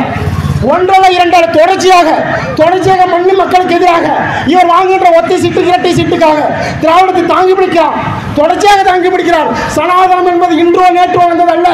பாரதிய ஜனதா கட்சி எப்பொழுது உருவாக்கப்பட்டதோ அப்பொழுதிலிருந்து சனாதனத்தை அவர்கள் கொள்கையாக வைத்திருக்கிறார்கள். RSS சித்தாந்தமே சனாதனம் தானே. RSS செல்லப்பிள்ளை தானே பாரதிய ஜனதா கட்சி. 1980 பாரதிய ஜனதா கட்சி வாஜ்பாயை கொண்டு உருவாக்கப்பட்ட பொழுது இந்த நாட்டிலே அரசியலமைப்பு தேவை, சனாதனத்தை வேறுபடுவதற்கு ஒரு அரசியலமைப்பு தேவை என்றுதானே அந்த பாரதிய ஜனதா கட்சி உருவாக்கப்பட்டது. அந்த கட்சி உருவாக்கப்பட்டு 12 ஆண்டுகள் கழித்து பாபர் மசூதி இடிக்கப்பட்டது. பாபர் மசூதி இடிக்கப்பட்டு 9 ஆண்டுகள் கழித்து இதே திருமாவளவன் பாரதிய ஜனதா கட்சியோடு கூட்டணி வைத்தாரா இல்லையா? இதே கருணாநிதியோடு பாரதிய ஜனதா கட்சியோடு கூட்டணி வைத்தாரா இல்லையா? மங்களூர் தொகுதியிலே உதயசூரியன் சின்னத்திலே அவர் போட்டிட்டாரா இல்லையா? பாரதிய ஜனதா கட்சிக்காரர் ஓட்டு வேண்டாம் என்று சொன்னாரா? தேவையான பொழுது அவர்களை கட்டிப்பிடித்து உருள வேண்டியது. இப்பொழுது தானே புனிதமானவர் என்பதை போல எழுந்து நிற்க வேண்டியது. தன்னுடைய இனம் சார்ந்தவர், தன் சமூகம் சார்ந்தவர், ஒரு தேசிய கட்சியினுடைய மாநில தலைவர் என்கின்ற முறையில் அவர் இறந்துவிட்டார். அவர் இறப்புக்கு சென்றவர். அவருடைய இடத்துல புதைக்கு கூட அனுமதி பெற்று தர முடியும் இவரால். தோழமை சுடுகிறதா? தோழமை சுடுகிறது. இந்த மண்ணிற்காக, இந்த மக்களுக்காக எவரெல்லாம் எழுந்து நிற்கிறார்களோ அவர்கள் ஏதேனும் ஒன்று கண்ணாத்தை கட்டிவிடுவது, ஏதேனும் அவதூறுகளை பரப்பிவிடுவது, தொடர்ச்சியாக அது அவதூறுகளை பரப்புவது என்பது இந்த மண்ணிலே எதிரிகளால் வீழ்ந்ததை விட துரோகிகளால் வீழ்ந்ததுதான் இந்த மண்ணிற்கு பழக்கமானதாகிவிட்டது. தொடர்ச்சியாக நாங்களும் ஒதுங்கி செல்கிறோம் அண்ணன் அண்ணன் அண்ணன் என்று. ஆனால் அவர்கள் செய்கின்ற வேலை என்பது இந்த திராவிடத்திற்கு கை கழுவுவது என்பது இந்த மண்ணிற்கு தொடர்ச்சியாக செய்கின்ற பச்சை துரோகம். அவர்கள் புரிந்து கொள்ள வேண்டும். அவர்கள் ஒன்று ஏதோ வானத்திலிருந்து இங்கே வந்த பர பியாக்கள் அல்ல. துரோகத்தினுடைய பிறப்பிடமே அவர்கள் தானே. 595 கொலை, ஒரு நாளைக்கு 3 பேர் சாவறான். இதை கண்டுபிடிக்க துப்பு இல்லை, இதை கட்டுப்படுத்த துப்பு இல்லை இந்த அரசாங்கத்துக்கு. ஆனால் தொடர்ச்சியாக ஒரு 25 பேர் ஒரு ஓட்டமத்தில் ஓட வச்சு போயேன், அவர்கள் ஒரு இலக்கு இருக்கும். அது இலக்கை இழந்தால் தானே வென்றவர் என்று பொருள். இவர் ஆட்சிக்கு வந்து 3 வருஷம் ஆகுது. ஆனால் பிறகு வார்த்தைக்கு வார்த்தை சாதனை சாதனை சாதனை. இந்த வார்த்தை கேட்டால் அவ்வளோ அருவருப்பா இருக்கு. சாதனை என்னைய சாதனை? எது சாதனை? 1000 ரூபாய் கொடுத்ததா? 1000 ரூபாய் கொடுப்பதெல்லாம் சாதனை. 10,000 ரூபாய் சம்பாதிக்கும் அளவிற்கு ஒரு மகளிரை உருவாக்குவதற்கான சாதனை. அந்த தொழில்நுட்பத்தை, அந்த மதிநுட்பத்தை, அந்த உழைப்பதற்கான வாய்ப்புகளை ஏற்படுத்தி தருவதற்கான சாதனை. ஒரு 1000 ரூபாய் கொடுத்துருது. அப்புறம் IAS படிச்சவரை கூட்டு வர வச்சு ஏன் சாராயம் நடக்கிறாங்கன்னு ஒரு மீட்டிங் போட வைக்கிறது. அந்த அம்மா என்ன செய்யும்? அழுத்தம் கொடுக்கும். அந்த அதிகாரிகள் ஊழியர்கள் அழுத்தம் கொடுக்கும். அந்த ஊழியர் என்ன செய்வான்? சாயத்தை விற்கிறத வேலை பார்ப்பான். இப்போ என்ன ஆகும்? தன்னுடைய அம்மாவோட பொண்டாட்டியோட சுருக்கு போயிருந்து நீ கொடுத்த 1000 ரூபாய் கொண்டு வந்து சாராய கடைக்கு போடுவான். இந்த சாராயம் எங்கே வருது? எங்கே வருது? உன் மக, உன்னுடைய தங்கை கனிமொழி காய்ச்சிட்டு சாராய ஆலையில் வருகிறது. கருணாநிதி டிரைவரான TR பாலுடைய சாராய ஆலையில் வருகிறது. ஜெகத் ரட்சகருடைய சாராய ஆலையில் வருகிறது. நீ காய்ச்சல சாராயத்தை சட்டப்படியும் விற்ப, கள்ளச்சாராயத்தின் பேரில் கமிஷனுக்காக விற்ப. கள்ளச்சாராயம் காய்ச்சற கழிச்சடைகளை இந்த மண்ணில் தொடர்ச்சியாக எத்தனை ஆண்டு காலத்திற்கு நாம் ஏந்தி நிற்க போகிறோம்? 1 2 இந்த நாட்டில் ஓங்கோலில் இருந்து, ஆந்திர மாநில ஓங்கோலில் இருந்து இறக்குமதி செய்யப்பட்ட ஒரு குடும்பத்திற்கு இத்தனை அதிகாரத்தை ஏன் நாம் கொடுத்தோம்? 8 கோடி பேர்ல ஒரே ஒரு ஆண்மகன் கூட நம் தமிழ் தலைமுறையில் தெரியும் இல்லையா? ஐயா காமராஜர் பள்ளிக்கூடத்தை கட்டினார். ஐயா காமராஜர் பெல்ல கொண்டு வந்தார். ஐயா காமராஜர் ஐசிஎஃப் கொண்டு வந்தார். ஐயா காமராஜர் பழுப்பு நிலக்கரியை கொண்டு வந்தார். ஐயா காமராஜர் தான் 12 அணைகளை கட்டினார். ஆனால் நீங்க என்ன கட்டினீங்க? ஆனா சாதனை சாதனை சாதனை சாதனை சாதனை சாதனை, வாயை திறந்த சாதனை. தயவு செஞ்சு ஐயா உங்களுக்கெல்லாம் மன்றாடி கேட்டுக்கிறேன், எங்கேயாவது நம்ம ஊரில் எங்கேயாவது அந்த இரும்பு கருந்தை கொண்டு போய் கொடுங்க. சட்டம் ஒழுங்கு என்னுடைய கட்டுப்பாட்டில் இருக்கும், நான் இரும்பு கரம் கொண்டு பாதுகாப்பேன் என்று சொன்ன இதே ஸ்டாலின் என்ன செய்து கொண்டிருக்கிறார்? நாட்டு மக்கள் அல்லாடப்படும் போது ஒரு வாக்கிங் போக முடியல, ஒரு நடைபயிற்சி போக முடியல, எவன் எப்ப என்ன செய்வானு தெரியாது. காரணம் இல்லையா? காரணமே இல்லை. வழியில் போய்கிட்டே இருக்கான், கல் எடுத்து அடிச்சு ஒருத்தர் கொலை பண்றான். செய்தி வருது, அவன் எவனே தெரியாது, கல் எடுத்து அடிச்சு ஒருத்தர் கொலை பண்றான். நேராக போறான், 3 வயசு குழந்தை, ஒரு அம்மா வீட்டுக்குள்ள இருக்காங்க, பிரதான சாலை அது, வீட்டுக்குள்ள போறான், கல்லை தூக்கி போட 3 வயசு குழந்தை கொலை பண்றான். அந்த அம்மாவை வன்முறை செஞ்சு போயிட்டே இருக்கான்.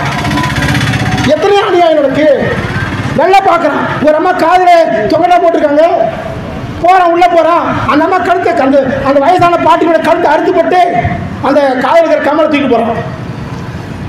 காரணமே கிடையாதுயா. அவன் என்ன பண்ணுறான்? பெரும்பாலான கொலைகள் சாராயத்தினால் தான் நடக்கிறது, இந்த மதுவினால் தான் நடக்கிறது. இந்த மதுவை எதிர்த்து இவர்கள் எவரும் போராட போவதில்லை. என் மக்கள் விழிக்காத வரை இந்த மண்ணில் எந்த மாற்றமும் நடக்கப் போவதில்லை. நான் ஒன்று மட்டும் சொல்லி விடைபெறுகிறேன். 2012ஆம் ஆண்டு நம்முடைய நத்தம், தருமபுரி பக்கத்தில் இருக்கின்ற நத்தத்திலே ஒரு சாதி வன்முறை நடந்தது. அண்ணன் செந்தமிழ் சீமான் அவர்களை அழைத்து வந்தார்கள். நானும் அவரை அழைத்து வந்து அந்த ஊரை காட்டினோம். அவரை பார்த்துட்டு என்ன சொன்னாரு? ஈழத்தில் நடந்த இனக்கொலையை போல அந்த ஊரை நான் பார்க்கறேன்னு பேசுறோம். அதோட நேரத்தில் நாங்கள் கஷ்டப்பட்டு ஒவ்வொரு கிராமம் ஏறி இறங்கி, ஒவ்வொரு கடையை ஏறி இறங்கி நாங்கள் ஒரு மண்டபத்தை பார்த்து மாவீர தினத்தில் நடத்துறோம். அந்த கூட்டத்தில் மக்களை சேர்த்துறோம். அண்ணன் பேசுறாரு, என்ன பேசுறாரு? உன்னுடைய வாக்கு நீ சாதி பார்த்து வாக்களிப்பதாக இருந்தால் அந்த வாக்கு எனக்கு தீட்டல் சொன்னார். மக்கள் பாதி பேர் கலைஞ்சு போயிட்டான். இன்னும் மறக்க முடியாது. என்னால நான் நடத்தின முறை நான் சொல்கிறேன், மக்கள் பாதி பேர் கலைந்து போனான். மண்டபம் பாதியாக ஆனது. அதோடு நிற்கவில்லை. அவர் தொடர்ச்சியாக சென்னையில் ஒரு ஆர்ப்பாட்டம் நடத்தினார். இப்படி தொடர்ச்சியாக இந்த மக்களுக்காக, வாக்குக்காக அல்லாமல் இந்த மக்களுக்காக தொடர்ந்து போராடி கொண்டு எங்கள் மீது சாதி வன்முறை ஏன் கட்டமைத்து விட வேண்டும்? எங்களுக்கு அடையாளத்தை ஏன் மாற்ற வேண்டும்? எங்கள் மீது ஏன் இத்தனை வன்முறை? ஒரே காரணம், ஒத்த சீட்டு நெட்டிக்கிட்டு வாழணும், அவ்வளோதான். இதை தாண்டி எந்த கொள்கையும் கிடையாது. பாட்டாளி மக்கள் கட்சி ஒரு கட்சி, அந்த கட்சி சாராய மாநாடு, சாராய ஒழிப்பு மாநாடு சென்னையில் நடத்துறாங்க. ஊருக்கு ஒரு ஆடு, ஒரு பாட்டில் சாராயமும், ஒரு பெட்டை சாராயமும் போகுது. சாராயத்தை குடிச்சு தான் சாராய ஒழிப்பு மாநாடு நடத்துறாங்க. இன்னும் அந்த கட்சியை நம்பி இன்னும் 80,000 பேர் ஒவ்வொரு தொகுதி ஓட்டு போட்டு இருக்கான். என்றைக்கு நம்பிக்கை போதும்? என்றைக்கு? ஏன் இந்த மக்களிடத்தில் படிப்பறிவு இல்லையா? என்ன இல்லை? ஐயா காமராஜர் விடுதலைக்காக எவனும் மாற்றிவிட போகிறான். சாலை ஓரத்தில் 100 ஆண்டுகள் பழமை வாய்ந்த மரத்தில் அவையோடு குடி எரிஞ்சுட்டு அது பேர் என்ன வைக்கிறான்? 8 வழிச்சாலை, அது பசுமை வழிச்சாலைங்கிறான். மரத்தை பிடி சாலையை போட்டு பசுமை வழிச்சாலைங்கிறான். அந்த சாலைக்கு நடுவே ஒரு செடி வைக்கிறான். அதுக்கு பேர் 1000 கோடி ஆட்டே போடுறான். அந்த செடி அல்லரி செடி. நான் கேட்கிறேன், இந்த உலகத்தில் எந்த நாட்டில் எந்த இடத்தில் ஒரு அல்லரி செடி மரமாக வளர்ந்து மக்களுக்கு பயன்படுத்துகிறது?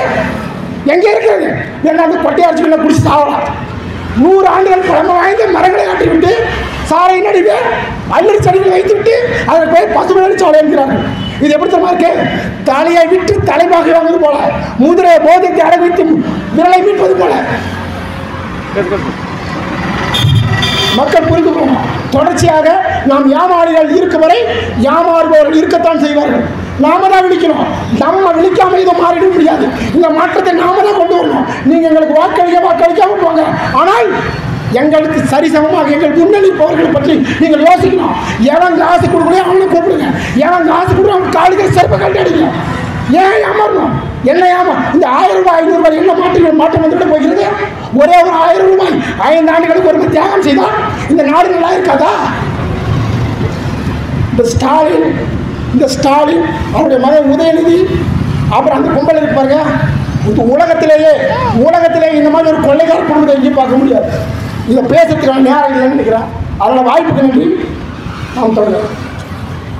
அடுத்ததாக மாநில தொழிற்சங்க பாசன இணைச்செயலாளர் தொடர்கிறார் அரசு அவர்களை தன்னுடைய இருந்தால் தலைவர் இல்லையே எங்களுக்கு இறைவன், எங்கிருந்தாலும் எங்களை வழிநடத்தி கொண்டிருக்கும் எங்கள் அண்ணன் மேதகுடி பிரபாகரன் அவர்களை வணங்கி, தமிழகம் முழுவதும்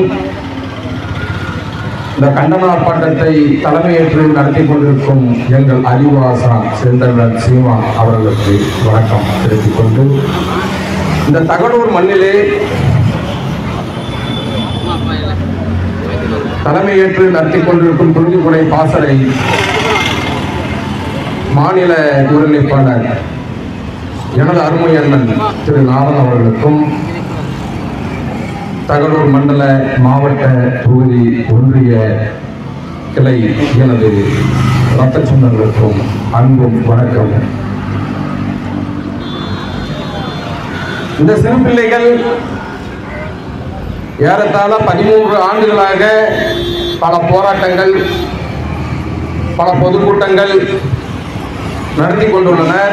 இவர்கள் என்னதான் பேசுகிறார்கள், என்னதான் செய்கிறார்கள் என்று எங்களை உளவு பார்த்துக் கொண்டிருக்கும் உளவுத்துறைக்கும் காவல்துறை நண்பர்களுக்கும் வாழ்த்துக்களும் வணக்கமும். தமிழகம் முழுக்க இன்று விலைவாசி உயர்வு, மின்கட்டண உயர்வு, முக்கிய பிரமுகர்கள் படுகொலை என்று பலதரப்பட்ட நிகழ்வுகளை முன்னிறுத்தி ஆர்ப்பாட்டங்கள் நடைபெற்றுக் கொண்டுள்ளது. எனக்கு முன் பேசிய எனது அருமை நண்பர் திரு கோவிந்தன் சொல்வதில் எந்த ஒரு மாற்று கருத்தும் இல்லை. ஆனால் என் அண்ணன் சீமானிடம் ஒரே ஒரு வேண்டுகோள், அண்ணன், இதற்கு மேல் தமிழக அரசிற்கு நம்ம கண்டன ஆர்ப்பாட்டங்கள் நடத்துவதை விட பாராட்டுங்கள் நடத்தலாம். அவர்கள் சாதனை மகத்தானது. எண்ணற்ற சாதனைகள் இந்த 3 ஆண்டுகளில். அவர்கள் சாதனை 100% அல்ல, 200%. மின்கட்டண உயர்வு, மின்கட்டண உயர்வுனால அவங்க பல கிராமங்களில் மின்சாரம் போய் சேராமல் இருக்கும்போது மின்கட்டண உயர்வு எதுக்காக பண்றாங்க? அதே போல விலைவாசி எதற்காக ஏற்றுறாங்க? எல்லாம் ஓட்டுக்கு பணம் கொடுத்தாங்க, நம்ம மக்கள் வாங்கினாங்க, எரிவாயு உள்ளது முதற்கொண்டு எல்லாமே விலைவாசி ஏற்றிட்டு இருக்கு. இது கேட்கக்கூடிய தோழமை கட்சிகள், ஐயா ஆம்ஸ்ட்ராங், நம்முடன் பயணித்துக் கொண்டிருந்த ஐயா பாலசுப்ரமணியம் போன்ற சேவியர் போன்ற உறவுகள் இதை கேட்கறதுனாலதான் ஆணவ கொலை ஏற்படுது. அவங்களை கொலை பண்ணாக்க மற்றவங்க கேட்காம பெறும் இல்லை. இதுதான் காரணம். அவர்கள் சாதனை மகத்தானது. பெண்களுக்கு பேருந்தில் பயணம் இலவசம். எவ்வளவு பெரிய சாதனை! 5 ரூபா டிக்கெட் நீங்க 15 ரூபா, அவங்க காசு சேர்த்து நம்ம கிட்ட பிடிக்கிறாங்க. பெரிய சாதனை இல்லையா? இதை விட சாதனை வேற ஏதாவது வேணுமா? 2 ரூபா யூனிட், 1.5 ரூபா யூனிட் 4 ரூபா 80 பைசா, 5 ரூபான்னு சொல்லி போயிட்டு இருக்கு. என் அன்பு உடன் பிறந்தார்களே, ஒரு தக்காளி வாங்குறோம், 1 கிலோ 50 ரூபா சொல்றான். ஒரு உதாரணத்துக்கு நீங்க 2 கிலோ வாங்கினீங்கன்னா 70 ரூபா சொல்றான். அப்ப நான் 100 யூனிட் பயன்படுத்தும் போது 400 ரூபாய் கேட்கிற நியாயம். அதே நான் 300 யூனிட் பயன்படுத்தும் போது குறைச்சல வாங்கணும். இது எந்த வகையில் இது நியாயம்? இதற்கெல்லாம் காரணம் நாம தான். ஒரு கேடு கெட்ட, கேவலம் கெட்ட, ஒரு ஆள தெரியாத ஒரு நபரிடம் ஆட்சியை கொடுத்தது மட்டும்தான் நாம் செய்த தவறு. இதற்கெல்லாம் ஒரு மாற்று வேண்டும் என்றால் 2026 சட்டமன்ற தேர்தலிலே கறந்த பாலில் எவ்வளவு வெண்மையும் தூய்மையும் இருக்கிறதோ அதே போன்று தூய மனதோடு இந்த 40 லட்சம் பேரும் 4 கோடி நாம் தமிழராக மாற வேண்டும். அண்ணனை ஆட்சி கட்டில் அமர வைக்க வேண்டும். நமக்கான அரசை ஆள வேண்டும். ஒரு மானத்தமிழன் அரசை ஆண்டால் இது போன்ற வேலைகள் நடைபெறாது. அதற்கு என் அன்பு உறவுகள் அனைவரும் ஒற்றுமையோடு பாடுபட வேண்டும். வாய்ப்புக்கு நன்றி, வணக்கம். தாய் தமிழ் வாழ்க, தலைவர் பிரபாகரன் வாழ்க, நாம் தமிழர். இம்மாபெரும் கண்டன ஆர்ப்பாட்டத்தை சிறப்பாக ஒருங்கிணைத்துக் கொண்டிருக்கின்ற தருமபுரி மாவட்டத்தின் பொறுப்பாளர் எனது ஆருயிர் தம்பி அரிமாநாதன் அவர்களே, இங்கே பெருந்திரளாக மக்களை ஒருங்கிணைத்து, அனைத்து பொறுப்பாளர்களையும் ஒருங்கிணைத்து இந்த ஆர்ப்பாட்டத்தை ஒருங்கிணைத்துக் கொண்டிருக்கின்ற தருமபுரி மாவட்டத்தின் மாவட்ட பொறுப்பாளர்களே, ஒன்றிய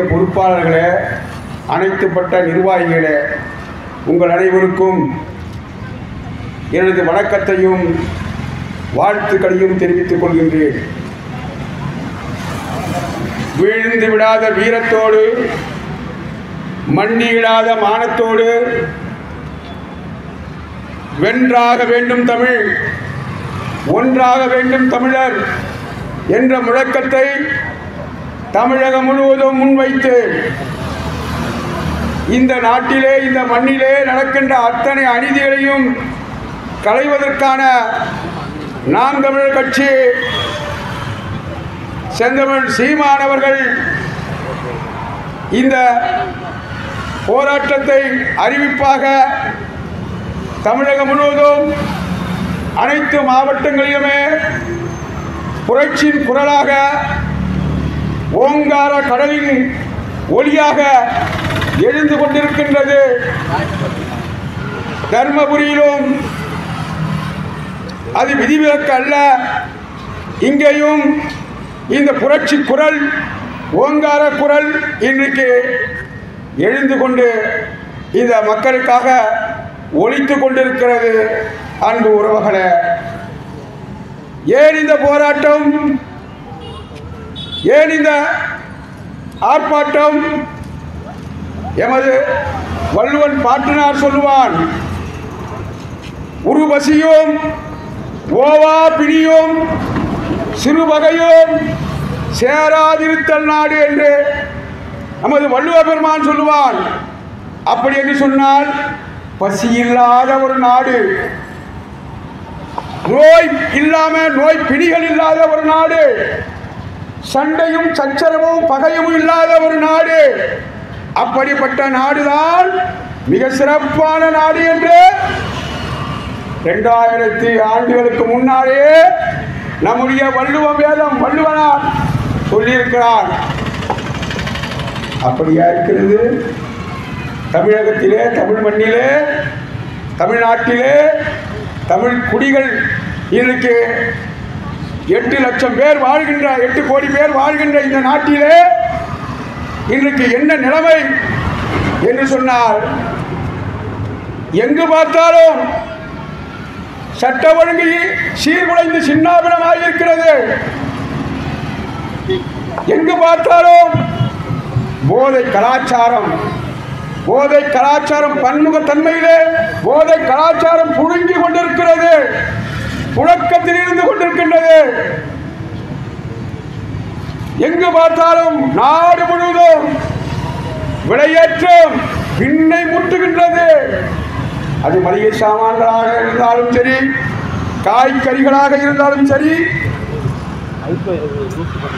காய்கறிகளாக இருந்தாலும் சரி, அல்லது எந்த பொருளை எடுத்தாலும் சரி, விண்ணை முட்டும் விலைவாசி உயர்வு. எங்கு பார்த்தாலும் நாடு முழுவதும் ஏழை இல்லா திண்டாட்டம். இளைஞர்கள் படித்துவிட்டு பட்டத்தை பெற்றுவிட்டு எங்கே எனக்கு ஒரு வேலை கிடைக்காதா, என் குடும்பத்தை காப்பாற்ற முடியாதா, நான் இந்த வாழ்க்கை இந்த சமுதாயத்திலே ஒரு சமமாக ஒரு கௌரவமாக வாழ முடியாதா என்று ஏக்க பெருமூச்சியிலே லட்சக்கணக்கான இளைஞர்கள் படித்து பட்டம் பெற்றுவிட்டு இன்றைக்கு வேலைக்கு அலைந்து கொண்டிருக்கின்றார்கள் இந்த தமிழ் மண்ணிலே. இப்படிப்பட்ட இந்த சூழலில் தான் இந்த நாட்டை ஆளுகின்ற ஆட்சியாளர்கள், திராவிட கட்சிகள், திமுகவும் அண்ணா திமுகவும் கிட்டத்தட்ட 57 ஆண்டுகள் ஆண்டார்கள். 5 முறை நம்முடைய டாக்டர் கலைஞர், முத்தமிழ் வித்தகர், வித்தகர் சொல்லப்பட வித்தகர், எல்லா புகழ்ச்சியும் கொண்ட தமிழை சொல்லி சொல்லியே, தமிழ் மொழியை பேசி பேசியே, தமிழ் இனத்தை சொல்லி சொல்லியே, ஆனால் அவர் தமிழ் இனம் இல்லை, தமிழ் மொழிக்கு சொந்தக்காரர் இல்லை, அவர் ஓங்கோல்காரர். அந்த ஓங்கோல்காரரை மறக்கிறதுக்கு, ஆந்திராக்கார தெலுங்கை மறைப்பதற்கு இங்கே தமிழை போர்வையாக கொண்டு போற்றி கொண்டு மக்களிடம் தமிழை சொல்லி சொல்லி, தமிழ் மொழியும் தமிழ் இனத்தையும் சொல்லி சொல்லி ஏமாற்றி ஏமாற்றி வஞ்சித்து வஞ்சித்து 5 முறை ஆட்சியாளர்கள். 5 முறை. பிறகு அவருடைய செல்ல பிள்ளை, அவருடைய செல்ல செல்வம் இன்றைக்கு மகனே நான் விட்டு போன அந்த அற்புதமான இந்த அரசியல் பணியை, இந்த ஏமாற்று பணியை தமிழினத்தை நான் 5 வருடமாக ஆட்சி செய்து ஏமாற்றிருக்கின்றேன், ஏய்த்திருக்கின்றேன், வஞ்சித்திருக்கின்றேன். இந்த மக்களை, இந்த மொழியையும் கலாச்சாரத்தையும் தமிழ் பண்பாட்டையும் ஒழித்திருக்கின்றேன். நீ என்னுடைய வாரிசாக நின்று மீண்டும் நான் போன பிறகு நீ அதை நடத்தி என்று சொல்லிவிட்டு அவர் கடற்கரையில் உறங்க சென்று விட்டார். ஆட்சி பொறுப்பேற்ற தனையன் என குடும்ப ஆட்சி தான், என தொழில். அவன் தான் அந்த அரசியல் அதிகாரத்துக்கே சொந்தம், சொத்து. மகன் போனா அப்பம் போனா மகன், மகன் போனா பேரன், இப்படி தலைமுறையாக ஒரு ஆட்சியை நிர்ணயிப்பதற்காக ஒரு ஆட்சியை இன்றைக்கு நிர்ணயித்து விட்டு இன்றைக்கு நம்முடைய முத்துவேல் கருணாநிதி ஸ்டாலின் அவர்கள் ஆட்சி பொறுப்பேற்றார். என்ன ஆட்சி? திராவிட மாடல் ஆட்சி. திராவிட மாடல் ஆட்சி. எங்கடா திராவிடம் இருக்குது? திராவிடத்தை சொல்லி சொல்லியே எங்களுக்கு பட்டநாமம் போட்டீங்களா பாவீங்களா? இன்னைக்கு அந்த பட்டநாமம் போட்டது என்பது இது வரலாற்று உண்மை. இந்த தமிழ்நாட்டில் இந்த மக்களை திராவிடம் என்ற பெயரை ஏற்கிறார்கள் என்று ஒருவன் எழுந்தான், எழுச்சியோடு எழுந்தான், அறிவாற்றலோடு எழுந்தான். அவன்தான் செந்தமன் சீமான் அவர்கள். திராவிடத்தை வேரோடு அழிக்க வேண்டும், அது நம்மளை ஏமாற்றுகிறது என்று சொன்னான். அப்படி சொன்ன பிறகுதான் நாம் எல்லாம் இன்றைக்கு திரண்டிருந்தோம். நான் உட்பட நான் 1.5 வருஷம் ஆச்சு.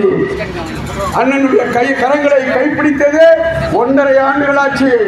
அதற்கு முன்னால இன்னரா இது திராவிடம் தானான தமிழுக்கு அத்தனைக்கும் பொறுப்பு திராவிடம் தான். முத்தமிழ் வித்தகர் நம்முடைய கலைஞர் அப்படியெல்லாம் நாம் இருந்து ஏமாந்திருந்த காலத்தில் இன்றைக்கு ஒரு தெளிவான அரசியலை நமக்கு புரிதலோடு தமிழகம் முழுவதும் புரிய வச்சு, புரிதலோடு மட்டுமல்லாமல் அனைத்து பகுதி மக்களையும் 2016 இன்றைக்கு 2024 வரைக்கும் 36 லட்சம் மக்களை தெளிவுபடுத்தி ஒழுங்குபடுத்தி தமிழ் தேசிய அரசியலை முன்னுக்கு கொண்டு வந்து திராவிடத்தையும் இந்திய தேசியத்தையும் அழிக்கின்ற அரும்பெரும் அறிவு ஆயுதமாக ஆற்றலாக செந்தமன் சீமான் அவர்கள் இருந்திருக்கிறார். 36 லட்சம் வாக்குகள் இன்றைக்கு. இந்த வாக்குகள் மூலமாக தன்னந்தனியாக அனைத்து தேர்தல் ஊழல்களையும் எதிர்த்து முறியடித்து கூட்டணி இல்லாமல், பத்திரிகைகளுடைய ஊடகங்களுடைய வெளிச்சம் இல்லாமல், அரசு அதிகார பலம் இல்லாமல் அத்தனையெல்லாம் தூக்கி எறிந்துவிட்டு இருக்கின்ற 3வது இடத்தை இன்றைக்கு ஒரு அங்கீகரிக்கப்பட்ட கட்சியாக இன்றைக்கு வந்தது என்று சொன்னால் போலியான திராவிடத்தை இன்றைக்கு கருவறுத்ததுதான். இன்றைக்கு கருவறுக்கக்கூடிய காலத்தை நோக்கி செந்தமன் சீமான் அவர்கள் எங்களை எல்லாம் தமிழகத்திற்கு அனைத்து மக்களையும் நகர்த்தி கொண்டிருக்கின்றார். இன்றைக்கு சொல்லுவேன், இன்றைக்கு அனைத்து கொடுமைகளுக்கும் அனைத்து துன்பங்களுக்கும் அம்பேத்கர் சொல்லுவார், அனைத்து துன்பங்களுக்கும் பூட்டு ஒரே சாவி அரசியல் அதிகாரம் தான். அந்த அரசியல் அதிகாரம் துன்பத்தில் இருந்து விளக்குவதற்கு அவர்கள் இந்த தமிழ்நாட்டு மக்கள் அனைவரும் சமூக நீதி பெறுவதற்கு, சமத்துவத்தை பெறுவதற்கு, ஒரு அரசியல் அதிகாரத்தை கொண்டு வருவதற்கான 36 லட்சம் வாக்குகளை தாண்டி 2026 ஆட்சி அதிகாரத்தை பெறுவதற்கான அனைத்து திட்டமிடல் பணிகளையும் நாங்கள் செய்து கொண்டிருக்கின்றோம். எங்களுடைய அருமை தலைவர் செந்தமன் சீமான் அதற்கான பணிகளை திட்டமிட்டு பண்ணி கொண்டிருக்கின்றார். நீங்கள் ஒருபோதும் தப்பிக்க முடியாது. திராவிட திருவாளர்களே, இந்திய தேசிய பாஜக காங்கிரஸ் பெரும் முதலைகளே, எங்களிடம் தப்பிக்க முடியாது. அதேதான் இப்பொழுதும் சொல்லுகின்றோம். நீங்கள் விலையை ஏற்றுகிறீர்கள். மின்சார கட்டணத்துக்கு எத்தனை தடவை ஏற்றுவீங்க? மின்சாரத்தை ஆட்சிக்கு வந்து 3 ஆண்டு ஆச்சான். 3 ஆண்டுக்கு 1 ஆண்டுக்கு 1 தடவை, 2 ஆண்டுக்கு 2 தடவை, 3 ஆண்டுக்கு 3 தடவை. 3 ஆண்டு முடிஞ்சிருந்து 3 தடவை விலையேற்றிட்டாங்க. என்ன மின்சாரம் உயர்வு? நண்பர்களே, இந்த மக்களை அநியாயமாக பாழ்படுத்துவதற்கு, தமிழ்நாட்டு மக்களை வஞ்சிப்பதற்கு மின்சாரம் என்பது நாம் விளையாட்டத்தை கொண்டு வந்தால் இந்த மக்களை கொடூர துன்பங்களுக்கு ஆளாக்க வேண்டும் என்ற முடிவின் அடிப்படையில் தான் இவர்கள் இந்த மின்சார கட்டணத்தை உயர்த்தியிருக்கிறார்கள்.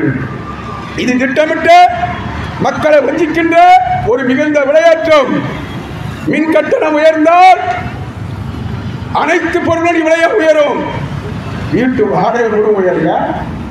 சாதாரண வீட்டு வாடகைகள் நிறைய பேர், வீடு இல்லாதவர்கள் ஏராளம், வீடற்றவர்கள் ஏராளம், குடியிருப்பு இல்லாமல் தவிக்கின்ற மக்கள் ஏராளம்.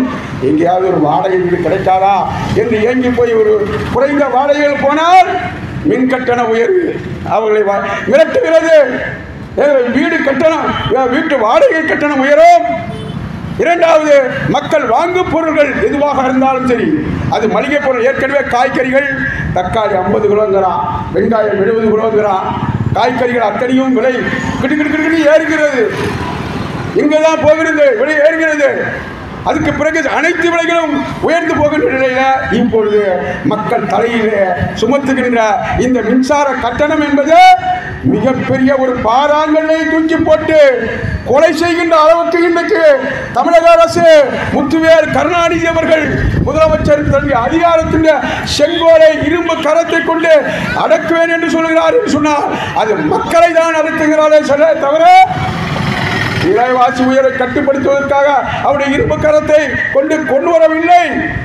எனவே இந்த மின்சார கட்டணம் எங்கிருந்து பார்க்கணும்? இங்கே மின்சாரம் உற்பத்தி பண்றாங்களா? மின்சாரம் உற்பத்தி செய்யப்படுகின்ற இடங்கள் நெய்வேலி, தூத்துக்குடி, இன்னும் பல்வேறு இடங்களிலே உற்பத்தி பண்ணக்கூடிய மின்சாரங்கள் குறைந்த விலையில வெளிநாடுகளுக்கு, வெளி மாநிலங்களுக்கு, கேரளாவுக்கு, ஆந்திராவுக்கு விற்பனை செய்கிறார்கள். ஆனால் இங்கே இந்த அனல் மின்சார உற்பத்தி என்பது நிலக்கரி வேண்டும். அந்த நிலக்கரி நெய்வேலி கிடைக்கிறது. அதை அங்கிருக்கிற மக்களை வெளியேற்றிவிட்டு விவசாயத்தில் ஈடுபட்டிருக்கின்ற மக்கள் எல்லாம் தூக்கி எறிந்துவிட்டு அதையெல்லாம் இன்னைக்கு கைப்பற்றி கொண்டு இன்னைக்கு அந்த நிலக்கரியை எடுக்கிற பணியில் ஒரு பக்கம் இருந்தாலும் நிலக்கரி பத்தவில்லை. மின்சாரம் தயாரிப்பதற்கு நிலக்கரி வேண்டும் என்று தோழர்களே, நண்பர்களே, உறவுகளே, இந்தோனேசியாவுக்கு போய் நிலக்கரியை இறக்குமதி செய்யலாம். 2014 13 கருணாநிதி ஆட்சி, 2014 வந்து நம்முடைய எடப்பாடியார் அதிமுக ஆட்சி. இந்தோனேசியாவிலிருந்து இறக்குமதி செய்யக்கூடிய அந்த நிலக்கரியை முழுமையாக தரமற்ற அந்த நிலக்கரி, தகுதியற்ற அந்த நிலக்கரி, மட்டமான அந்த நிலக்கரி, விலை குறைவான அந்த நிலக்கரி, அந்த நிலக்கரியை இங்கே இறக்குமதி செய்வதற்கு யார் இடையில பூந்து தரகர வேலை பண்றான்? அதானி முதலாளி பாரதிய ஜனதா கட்சியுடைய பிரதமர் நரேந்திர மோடியுடைய பலத்தோடு அந்த வருகின்ற அந்த நிலக்கரியை மறித்து அதை இடையில வாங்கி அந்த நிலக்கரியை 1 மடங்குக்கு பதிலாக 2 மடங்கு 3 மடங்கா விற்கிறான். யாருக்கு விற்கிறான்? தமிழ்நாட்டுக்கு விற்கிறான். தோழர்களே, 3 மடங்கு மட்டமான நிலக்கரி. அப்ப அந்த மட்டமான நிலக்கரி தெரிஞ்சிருந்தோ தமிழ்நாட்டு அரசு வாங்குகிறது.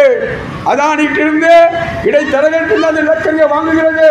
அப்படி என்று சொன்னால் அந்த நிலக்கரியினுடைய தரமும் அந்த விலை உயர்வும் யார் தலையிடும்? இவர்களுக்கு போக வேண்டிய கமிஷன் போகிறது, இவர்களுக்கு வேண்டிய நிதி போகிறது. அதையெல்லாம் போனாலும் அத்தனையும் ஒட்டுமொத்தமான அந்த நிலக்கரி தயாரிப்பு பணி என்பது, இந்த மின்சாரத்தை உற்பத்தி பண்ணுகின்ற நிலை என்பது, இந்த குறைந்த விலையில் உள்ள நிலக்கரியை 3 மடங்கு அந்த நிலக்கரி வாங்கினால் அந்த நிலக்கரியுடைய விலை உயர்வு யார் தலைமையிலே சுமத்துகிறார்கள்? நம்முடைய மக்கள் தலைமையிலே. மின்சார உயர்வு என்ற பெயரில், மின்சார கட்டண உயர்வு என்ற பெயரில் இன்னைக்கு அதை உயர்த்தியிருக்கிறார்கள். இதை புரிந்து கொள்ள வேண்டும். அரசு யாராக இருந்தாலும் சரி, எடப்பாடியாக இருக்கலாம், அது முத்துவேல் ஸ்டாலினாக இருக்கலாம், இவர்கள் யாருடைய ஏஜென்ட், யாருடைய தரகராக இருக்கிறார்கள் என்று சொன்னால் அதானி அம்பானியுடைய தரகராக இருக்கிறார்கள். நீங்க இப்ப கூட பாருங்க, விமான நிலையத்தில் இன்றைக்கு கட்டுவதற்கு அந்த பரந்தூர் விமானத்தை கட்டுவதற்கு இடத்தை எடுத்து கொடுப்பது யாரு? அந்த முதலாளிக்கு 6000 ஏக்கர் நிலங்கள் அந்த அதானிக்கு எடுத்து கொடுக்கிறான். அந்த நிலத்தினால் எடுத்து கொடுக்கின்ற அந்த ஒரு பணியை, அந்த மோசமான பணியை பல ஏரிகள் உண்டு, பல நீர்நிலைகள் உண்டு, குளங்கள் உண்டு, கண்மாய்கள் உண்டு, அத்தனையும் இன்றைக்கு அழித்து விட்டு ஒரு பலமான விவசாய பூமி அது, அந்த விவசாய பூமியை அழித்து விட்டு 6000 ஏக்கர் நிலத்தில் அங்கு நிலங்கள் கட்டினால் படும் பாவிகள் இன்றைக்கு படும் பாதக செயலை அந்த விவசாய பூமியை இன்றைக்கு அழிக்கிறார்கள் என்று சொன்னால், அப்பா அதானி அம்பானியுடைய கமிஷன் ஏஜென்ட்டுக்காக செயல்படுகிறார்கள். இது வயல்வெளிகளிலே சமவெளிகளில் ஏற்படுகின்ற நிலங்களை எல்லாம் எடுத்து சிப்காட்டை தயார் பண்ணுகிறார்கள். சிப்காட்டு முதலாளிகளுக்கு அந்த நிலங்கள் அத்தனையும் அழிக்கப்படுகிறது, காடுகள் அழிக்கப்படுகிறது, பசு தோலைகள் அழிக்கப்படுகிறது. ஏன் கடல் வளம் மட்டும் மிச்சம் மீதமாக இருக்கிறதா? வேதாந்தா குடும்பம், அம்பானி அதானி குடும்பம் கடற்கரையிலே இருக்கின்ற, கடல் ஓரங்களில் இருக்கின்ற சென்னை துறைமுகத்துக்கு அடுத்தபடியாக இருக்கின்ற எண்ணூர் துறைமுகம், காட்டுப்பள்ளி துறைமுகத்தை 2 துறைமுகம் இருக்குதுங்க. சென்னைக்குள்ளறையே சென்னை துறைமுகம், அதுக்கப்புறம் காமராஜ் துறைமுகம். 2 துறைமுகமே ஏற்றுமதி இறக்குமதியில் மிகப்பெரிய வளர்ச்சி. எதுக்குடா பக்கத்தில் அந்த துறைமுகத்தை கட்டுவதற்கு அவனுக்கு எதுக்கு அந்த அதிகாரத்தை கொடுத்த? காட்டு குப்பத்தில் கடலில் ஒரு 3000 ஏக்கரு, தரையில் கடற்கரை ஓரத்தில் 3000 ஏக்கரு, 6000 ஏக்கர் நிலத்தை அவனுக்கு அள்ளி கொடுத்து காட்டுப்பள்ளி துறைமுகத்தை கட்டுகிறான். உறவுகளே, பொதுமக்களே, அப்படி கட்டும்போது அங்கே இருக்கின்ற மிகப்பெரிய நதி ஒரு பக்கம் நதி வருகின்ற போது அந்த நதியெல்லாம் தடுப்பதற்கான முகத்துவாரம் உண்டு. அந்த முகத்துவாரம் அடைக்கப்படுகிறது. முகத்துவாரம் அழிந்தா என்ன, கடற்கரை போனா என்ன, கடல் வளம் அழிந்தா என்ன, நீர்வளம் அழிந்தா என்ன, நிலவளம் அழிந்தா என்ன? என் வீட்டுக்கு கமிஷன் வருகிறதா? என் குடும்பத்துக்கு கமிஷன் வருகிறதா? என் குடும்பத்துக்கு கோடி கோடியாக பணம் வருகிறதா? இது பற்றின ஒரே ட்ரெண்ட். பாஜக என்ன பண்ணா, RSS ராஜீவ்காக பிரதமர் மோடி ஆட்சியாளர் நினைக்காதீங்க. RSS தான் ஆட்சியாளர். இந்து ராஷ்டிரம் என்று சொல்லக்கூடிய RSS சொல்றபடிதான் இங்க ஆட்சி நடக்கும். அது மோடியாக இருக்கலாம், வேற காரியாக இருக்கலாம், யாராவது இருந்தாலும் சரி. அப்ப அவங்க என்ன பண்றாங்கன்னாக்கா, இருக்கின்ற நாட்டில் இருக்கின்ற வளங்களை எல்லாம் கொள்ளை கொண்டு சுருட்டுவதற்கு சில பேரை நியமிக்கிறாங்க. அதுல அம்பானி அதானி முதலாளியுடைய அந்த பினாமி பேரிலே இன்னைக்கு அந்த முதலாளிகள் பேரிலே இந்த கோடிக்கணக்கான நிலவளங்களையோ கனிம வளங்களையோ கொண்டு போய் இருக்கான். இதுக்கு மலைகள் விதிவிலக்கல்ல. நம்முடைய தருமபுரி மாவட்டம், சேலம் மாவட்டம், கிருஷ்ணகிரி மாவட்டம், இந்த 3 மாவட்டமே மலை மாவட்டம் தான். மலை மாவட்டத்துக்கு முன்னொரு காலத்தில் பாரா மகால் என்று பேர். என்ன பேரு? பாரா மகால் என்று பேர். மலை சூழ்ந்த பகுதிகள். பிறகு அதுக்கு பிறகு சேலமாக வந்தது. சேலம் என்று சொன்னால், சேலம் என்று சொல்கின்ற போது சைலம் என்று பேர். இந்த சைலத்திலிருந்து தான் சேலம் மருவி வந்தது. சைலம் என்று சேலமாக மாறிய மலைப்பகுதி. இந்த மலைப்பகுதியிலிருந்து தான் சேலத்திலிருந்து தர்மபுரி வந்தது, தர்மபுரியிலிருந்து கிருஷ்ணகிரி வந்தது. நீங்க போய் பாருங்க, ஒட்டுமொத்தமான நம்முடைய மலைகள் அத்தனையுமே இன்றைக்கு அனைத்தும் நொறுக்கப்படுகிறது. மலைகள் வெட்டி அடிக்கப்படுகின்றன, இயற்கை வளங்கள் கொள்ளையடிக்கப்படுகின்றன. எவ்வளவு ஒரு மிகப்பெரிய அணிவு. மலைகள் இல்லை என்று சொன்னால் மனிதன் வாழ முடியுமா? மனிதன் வாழ முடியாது. மனித சமூகமே மழை இல்லை என்று சொன்னால் மழை இல்லை, மழை இல்லை என்று சொன்னால் ஆறு இல்லை, ஆறு இல்லை என்று சொன்னால் நீர் இல்லை, நீர் இல்லை என்று சொன்னால் நம்முடைய உணவு இல்லை, வயிறு இல்லை என்று நம்முடைய செந்தமிழ் சீமான் அடுத்தா சொல்லி வருவார். இன்றைக்கு அத்தனை வளங்களும் இந்த மலை பூமிகள் எல்லாம் உடைத்து நொறுக்கப்படுகிறது. அத்தனையுமே அம்பானி அதானியுடைய கட்டுப்பாட்டிலே வந்திருக்கின்றது. எனவே கனிம வளங்களாக இருக்கலாம், கடல் வளங்களாக இருக்கலாம், காடு வளங்களாக இருக்கலாம், மலை வளங்களாக இருக்கலாம், மனித வளங்களாக இருக்கலாம், அத்தனையுமே இன்றைக்கு ஒவ்வொன்றாக அழிக்கப்பட்டு வருகிறது என்று சொன்னால் தமிழ்நாட்டினுடைய தமிழ் இனம் இன்றைக்கு முற்றிலுமாக அதனுடைய வாழ்வியையும் வாழ்வாதாரத்தையும் அழிக்கப்பட்டு இன்றைக்கு இலை குலைந்து போகின்ற சூழலிலே தான் இந்த மாதிரி ஒரு விலையேற்றம். அதில் தாங்க போதைப் பொருளை கொண்டு வராங்க, டாஸ்மார்க்கை கொண்டு வரான். நீங்கள் போதைப் பொருளும் டாஸ்மார்க்கும் கள்ளச்சாராயமோ விஷச்சாராயமோ மது போதையோ குட்காவோ இப்படி போதை பொருளெல்லாம் எதுக்கு கொண்டு வர நினைக்கிறீங்க? அவன் ஊழல் செய்திருக்கல்ல, நம் மக்களை சிந்திக்க விடாமல் இருக்கிறதுக்கு, சிந்தனை தெளிவு பெறாமல் இருக்கிறதுக்கு, குடிப்பழக்கத்திலே போதையிலேயே அவருடைய சிந்தனைகள் மூளைகள் அம்மழுங்கி இருக்க வேண்டும். அப்பொழுதுதான் நாம் நிரந்தரமாக ஆட்சி செய்யலாம் என்ற மனநிலை. அப்படிதான் நீங்க பார்க்கணும். அப்படி இந்த போதை கலாச்சாரத்தை கொண்டு வந்து கள்ளக்குறிச்சியிலே இன்னைக்கு 68 பேர் கொலை செய்யப்படுகிறார்கள். அதற்கு முன்னாலே நம்முடைய கலைஞர் ஆட்சியிலே, நம்முடைய ஸ்டாலின் ஆட்சியிலே மதுராந்தகத்திலே பல்வேறு பகுதியிலே கள்ளச்சாராயம் இன்னைக்கு காய்ச்சப்பட்டு 22 பேர் இறந்தார்கள். அதனுடைய தொடர்ச்சியாக இங்கே கள்ளக்குறிச்சியிலே கல்விராயமலையிலே உட்பட கள்ளச்சாராயம் காய்ச்சப்பட்டு இறந்தார்கள். இரும்பு கரம் கொண்டு அடக்குவேன் என்று சொன்னாரே தவிர செய்யவில்லை. காரணம், இந்த மக்கள் குடித்துக் கொண்டே இருக்க வேண்டும், போதைக்குள்ளே அகற்ற வேண்டும், தெளிவு பெறக்கூடாது. சரி, அப்படிதான் தெளிவுபடுத்துவதற்கான முயற்சி எங்கிருந்து வருகிறது? இது ஊற்றுக்கண் எங்கே வருகிறது என்று சொன்னால் நீங்க பார்க்கலாம்.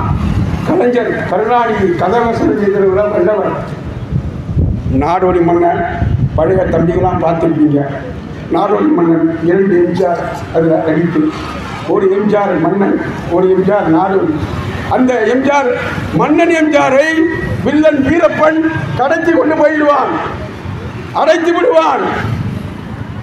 மந்திரியாரை கூப்பிட்டு வீரப்பன், தளபதியே மன்னனை கடத்தி விட்டோம், சிறையில் அடைத்து விட்டோம், மக்கள் என்ன சொல்லுகிறார்கள், போய் பார்த்துவிட்டு வா என்று அனுப்புவான். மந்திரியார் போனார், வந்தார். மந்திரியாரே போனியா? போன. கண்டியா? கண்டேன். என்ன நடந்தது? மக்கள் மன்னனை காணவில்லை என்று சொல்கிறார்கள். மக்கள் மன்னனை காணவில்லை என்று சொல்கிறார்கள். ஆஹா, இது விடக்கூடாது, மக்களை சிந்திக்க விடக்கூடாது, மக்களை புரிய வைக்கக்கூடாது. அதற்கு என்ன செய்ய வேண்டும்? மன்னா என்ன செய்ய வேண்டும்? மந்திரியாரே, நீ மதுக்கடையை திற. வசனங்க நாடோடி மன்னன்ல 68 அந்த பகுதியில் இவர் எழுதிய கதை வசனத்தில் மன்னனை காணவில்லை என்ற மக்கள் கேட்டால் கேட்க விடக்கூடாது, அவரை சிந்திக்க விடக்கூடாது என்று சொல்லி மதுக்கடையை திரை என்று. ஆஹா, ஒரு எகத்தாளமா வீரப்பா சிரிப்பு. மன்னனாம் மார்த்தாண்டனாம் மக்களாம் நாடும் மக்களும் நாசமா போகட்டும். அந்த வசனம் எங்கிருந்து வருது? ஊற்று மக்கள் சிந்திக்க கூடாது என்ற உணர்வு அடிப்படுகிறது. சரி, ஏன் கொலைகள் நடக்கிறது? தம்பிக்கு கூட ஒரு செய்தியை சொல்லிவிட்டு போனார் நம்முடைய அருமை தம்பி கோவி. சாதாரண செய்தி அல்ல. ஏன் மக்கள், நம்முடைய தலைவர்கள் கொலை செய்யப்படுகிறார்கள்? கன்னியாகுமரியிலே நம்முடைய அன்பு தம்பி சேவியர் குமார் படுகொலை செய்யப்பட்டான். அவன் செய்த குற்றம் என்ன? அங்க இருக்கிற அந்த பாதிரியார் சர்ச்சில் இருக்கிற அத்தனை ஊழல்களையும் அத்தனை கேடுகட்ட விஷயங்களையும் வெளிப்படுத்தினார். அதிலே திமுக மந்திரிகள் ஒன்றிய செயலாளர்கள் அத்தனை பின்புலத்தோடு நடக்கின்ற அந்த ஒரு கொடிய செயலை தட்டி கேட்டதற்காகவே மக்களை தெளிவுபடுத்த வேண்டும், மக்களை விழிப்புணர்வு செய்ய வேண்டும் என்று சொன்னதற்காகவே நம்முடைய சேவியர் குமார் கொலை செய்யப்பட்டார். ஏன் பாலசுப்ரமணியன் கொலை செய்யப்பட்டார்? நாம் தமிழர் கட்சி இன்னைக்கு வெகுண்டெழுந்து வருகிறது, ஒவ்வொரு மக்களையும் விழிப்புணர்வு செய்து வருகிறது. தமிழகத்தில் நாம் தமிழர் கட்சி இன்னைக்கு போகாத இடமில்லை, சொல்லாத சொல்லில்லை. சிந்திக்க வைப்பதற்கான அனைத்து களப்பணியிலே நாம் தமிழர் கட்சி மிக வேகமாக சென்று கொண்டிருக்கின்றது. இந்த மதுரை மாநகரத்திலே இப்படிப்பட்ட ஒரு பேரியக்கம் வளர்வதா? அதை தடுத்து நிறுத்த வேண்டும். அதற்காக என்ன செய்யலாம்? அதற்கு ஒரு பெரிய வலுவான ஆளுமை உள்ள பாலசுப்ரமணியம் மாநகரத்தில் இருக்கின்ற பாலசுப்ரமணியத்தை வெட்டி கொலை செய்யுங்கள் என்ற அந்த மனநிலையை, அந்த கருத்தியலை அங்கேதான் முன்வைத்து அவரை ஓட ஓட கொலை செய்திருக்கிறார்கள். படி பயங்கரமாக கொலை செய்திருக்கிறார்கள். ஏனென்று சொன்னால் நாம் தமிழர் கட்சி பயன்படுத்துகிறார்களா, நாம் தமிழர் கட்சியை அச்சப்படுத்திருக்காராம், நாம் தமிழர் கட்சியை வந்து அவங்களை அடக்குவதற்கான பயமுறுத்துவதற்கான அந்த பணியை அவர்கள் செய்தார்களாம். அப்படிப்பட்ட ஒரு மோசமான முயற்சி.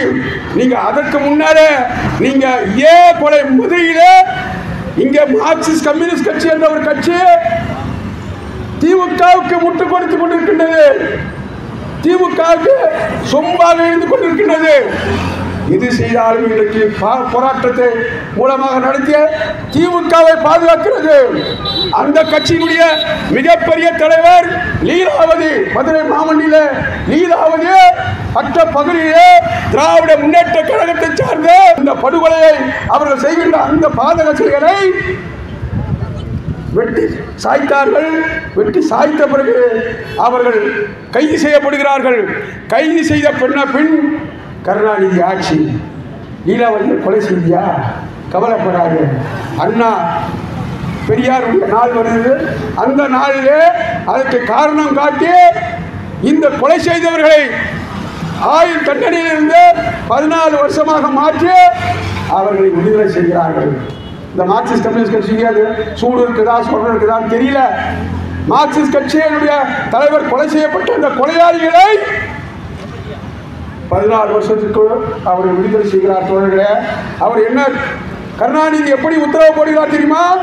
இந்த சிறைவாசியில் இருக்கின்ற அண்ணா பெரியார் அந்த நாளிலே இந்த ஆயுள் தண்டனை கைதிகளை 14 வருஷமாக இருந்தால் போதும் விடுதலை செய்கின்ற அதில் விதிவிலக்கு, இஸ்லாமிய சிறைவாசிகளுக்கு அது விதிவிலக்கு. தமிழனுடைய அந்த இலங்கை படுகொலையில் சம்பந்தப்பட்டிருக்கின்ற அந்த தமிழனுடைய அந்த சிறைவாசிகள் அதில் விதிவிலக்கு, 2 பேருக்கும் விதிவிலக்குங்க. அவங்க மட்டும்தான் ரிலீஸ், அவங்க மட்டும்தான் விடுதலை. இப்படிப்பட்ட ஒரு அக்கிரமமான அநீதியான கொடுமை இப்படி தாண்டி பரபரப்பாக பேசிக் கொண்டிருக்கின்ற நம்முடைய தேசிய பெரிய இயக்கத்தினுடைய தலைவர், அதனுடைய மாநில தலைவர் ஆம்சாங்கின் கொலை, படுகொலை, இப்படி படுகொலை என்பது கொடூரமான கொலையாக இன்னைக்கு காட்டப்படுவதற்கு காரணம் என்ன அப்படின்னால் மக்கள் சிந்திக்கக்கூடாது, மக்கள் ஒடுக்குமுறைகளுக்கும் அடக்குமுறைகளுக்கும் எதிர்த்து வரக்கூடாது. ஆம்சாங்குடைய கருத்தியல் சிந்தனை என்பது தமிழ் தேசிய கருத்தியல். என்ன கருத்தியல் அப்படின்னு சொன்னால், பறையனும் பல்லனும் இன்றைக்கு படையாட்சியும் பிரிந்து கிடக்கின்றான். ஆதி தமிழர்கள் இவர்கள் எல்லாம் ஒன்றா சேர்ந்தால் ஆட்சி நமதுதான் என்று கருத்தியலை முன்வைத்தவன் ஆம்ஸ்ட்ராங். அந்த கள போராளி, ஒடுக்கப்பட்ட மக்களின் ஒப்பற்ற போராளி ஆம்ஸ்ட்ராங் இந்த கருத்தியலை முன்வைத்துதான் பல்வேறு இடங்களிலே களத்திலே நின்றான். அப்படி களத்திலே நின்று பறையர்களும் ஆதிக்குடிகளும் ஒன்னா சேர்ந்து அரசியல் அதிகாரத்திற்கு வந்து விடுவார்கள் என்ற ஒரு கொடூரமான ஒரு சூழல் உருவாகும் போதுதான் பார்க்குற ஆட்சியாளர்கள் என்ன பார்க்குறோம் அப்படின்னா, ஒன்றா சேர்ந்துட்டா நம்முடைய டப்பா டான்ஸ் ஆடுங்க எப்படான்னு சொல்லிட்டு, எனவே இந்த கருத்தியல் அடிப்படையில் தான் ஆம்ஸ்ட்ராங் இன்றைக்கு கொலை செய்யப்படுகிறார், பாலசுப்ரமணியம் கொலை செய்யப்படுகிறார், ஜேவியர் குமார் படுகொலை செய்யப்படுகிறார். தமிழகத்தில் எண்ணற்ற அரசியல் கட்சி தலைவர்கள் எல்லாம் ஒடுக்கப்பட்ட மக்களுடைய இன விடுதலைக்காக, இனிக்கும் தமிழ் தேசிய இனத்திலே ஒடுக்கப்பட்ட விடுதலைக்காக இன்றைக்கு முன்னேற்கக்கூடிய இன்றைக்கு நாம் தமிழர் கட்சியுடைய இயக்கத்தின் மீது அடக்குமுறை, காட்டு விராண்டி தலைவர்கள் அடக்குமுறை கட்டவிழ்த்து விடுகிறார்கள். தோழர்களே, உறவுகளே, இம்மென்றால் சிறைவாசம், ஏனென்றால் வனவாசம் என்ற ஒரு கொடூரமான சட்டங்களை கொண்டு வந்து நாம் தமிழர் கட்சியை உடைக்கி விடலாம் என்று கங்கணம் கட்டிக்கொண்டு இந்த ஆட்சியாளர்கள் பல்வேறு அடக்குமுறைகளை ஏவி விடுகிறார்கள். நாங்கள் என்ன சாதாரணமான ஆட்களா? நாங்கள் எங்கே வந்தோம்? யாரு வந்தோம்? ஜெயலலிதாவை பார்த்தா அரசியலுக்கு வந்தோம், கருணாநிதி பார்த்தா அரசியலுக்கு வந்தோம்.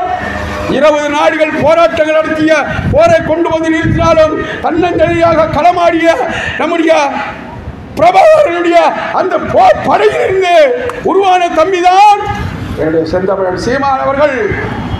வேலு நாச்சியார் அவருடைய படைகள் தோற்ற பின்னும் மீண்டும் படையை கட்டி ஆட்சியை மீட்ட வீரங்கள் வேலு நாச்சியார் வாரிசாகதான் தமிழ்நாட்டிலே செந்தமிழ் சீமான் வந்திருக்கிறார்களா? எங்களை முடக்கி விடலாம், அடக்கி விடலாம், அச்சமுறுத்தி விடலாம் என்று கனவு காணாதீர்கள். விரைவில் உங்களுடைய ஆட்டத்தை முடிப்பதற்கு, உங்களுடைய ஆட்சியை விரைவில் முடித்துக் கொள்வதற்கான மிகப்பெரிய களப்பணியிலே நாம் தமிழ் கட்சி களம் இறங்குகிறது. அடிக்க அடிக்க நீங்கள் எவ்வளவு தூரம் அடித்தாலும் நாங்கள் எழுந்து நிற்போம். பந்து எவ்வளவு அடித்தாலும் எழுந்து நிற்போம். அப்படிங்கிற அந்த நிலையிலே இருந்திடலாம் நாட்டில் பல வண்ணக்கொடி. எத்தனையோ கட்சிகளின் எண்ணப்படி பறக்க வேண்டும் எங்கும் ஒரு சின்ன கொடி. அது நாம் தமிழ் கட்சி செந்தமிழ் சீமானின் புலிக்கொடி கோட்டையிலே புலிக்கொடி ஏற்றுவோம். விரைவில் 2024 வென்றாக வேண்டும் தமிழ் என்ற உணர்வோடு ஒடுக்கப்பட்ட மக்களுடைய விடுதலை ஆட்சியை முன்னெடுப்பதற்காக நாங்கள் தீவிரம் களமாகிக் கொண்டிருக்கின்றோம். அந்த களமாட்டத்தில் நாம் ஆட்சியை விரைவில் பிரிப்போம். இந்த சட்ட ஒழுங்கு சீர்குலைப்பதை முத்துவேல் கருணாநிதி அவர்கள் உடனடியாக தலையிட்டு இந்த அரசியல் கொலைகளை தடுத்து நிறுத்தப்பட வேண்டும். சட்ட ஒழுங்கை பாதுகாக்கப்பட வேண்டும். விலைவாசி உயர்வை கட்டுப்படுத்த வேண்டும். உயர்த்தப்பட்ட மின் உயர்வை ரத்து செய்யப்பட வேண்டும். அப்படிப்பட்ட ஒரு முயற்சியை நீங்கள் எடுக்க வேண்டும் என்பதை நடத்துகின்ற இந்த ஆர்ப்பாட்டத்தை வெற்றிகரமாக நாம் கொண்டு செல்வோம். இது முதற்கட்டம் தான். தொடர்ச்சியாக நம்முடைய போராட்ட களங்கள் வெடிக்கும் என்ற நிலையில் அப்படிப்பட்ட ஒரு ஆட்சியை நாம் உருவாக்குவோம் என்று கூறி, நாம் தமிழர், நாமே தமிழர். மீண்டும் ஒரு முறை கண்டன முழக்கத்தை முழங்கிட நேதாஜி கிழக்கு மாவட்ட பொருளாளர். வாக்கு இல்லாமல் ஜார்ஜ் கோட்டை கிடைக்குமா? மக்கள் வாக்கு இல்லாமல் பாராளுமன்றம் கிடைக்குமா? நாம் தமிழர் திரண்டுள்ளோம், நீதி கேட்டு திரண்டுள்ளோம். பிரபாகரன் மாணவர்கள் நீதி கேட்டு திரண்டுள்ளோம். எச்சரிக்கை செய்கின்றோம், நாம் தமிழர் செய்கின்றோம். பிரபாகரன் பிள்ளைகள் எச்சரிக்கை செய்கின்றோம். புலிகள் நாங்கள் எச்சரிக்கின்றோம். திமுக அரசை எச்சரிக்கின்றோம். எதிர்த்து நாங்கள் கர்ஜித்தால் சட்டம் ஒழுங்கு இருக்காது. பிரபாகரன் பிள்ளைகள் அற வழியில் செல்கின்றோம். சட்டப்படி நீதி கேட்டு தகடூரில் திரண்டுள்ளோம். கண்டிக்கின்றோம் திமுக அரசை கண்டிக்கின்றோம். இறுதியாக கண்டன முழக்கமுள்ள காப்பீட்டு கட்சி ஒன்றிய செயலாளர் அண்ணன் மாயக்கண்ணன் அவர்கள். ஆர்ப்பாட்டம் இது ஆர்ப்பாட்டம், நாம் தமிழர் நடத்துகின்ற கண்டன ஆர்ப்பாட்டம். ஆர்ப்பாட்டம் இது ஆர்ப்பாட்டம், திராவிட மாடல் ஆட்சிக்கு எதிரான ஆர்ப்பாட்டம். வெல்லட்டும் வெல்லட்டும் சீமான் தம்பிகள் நடத்துகின்ற ஆர்ப்பாட்டம் வெல்லட்டும்.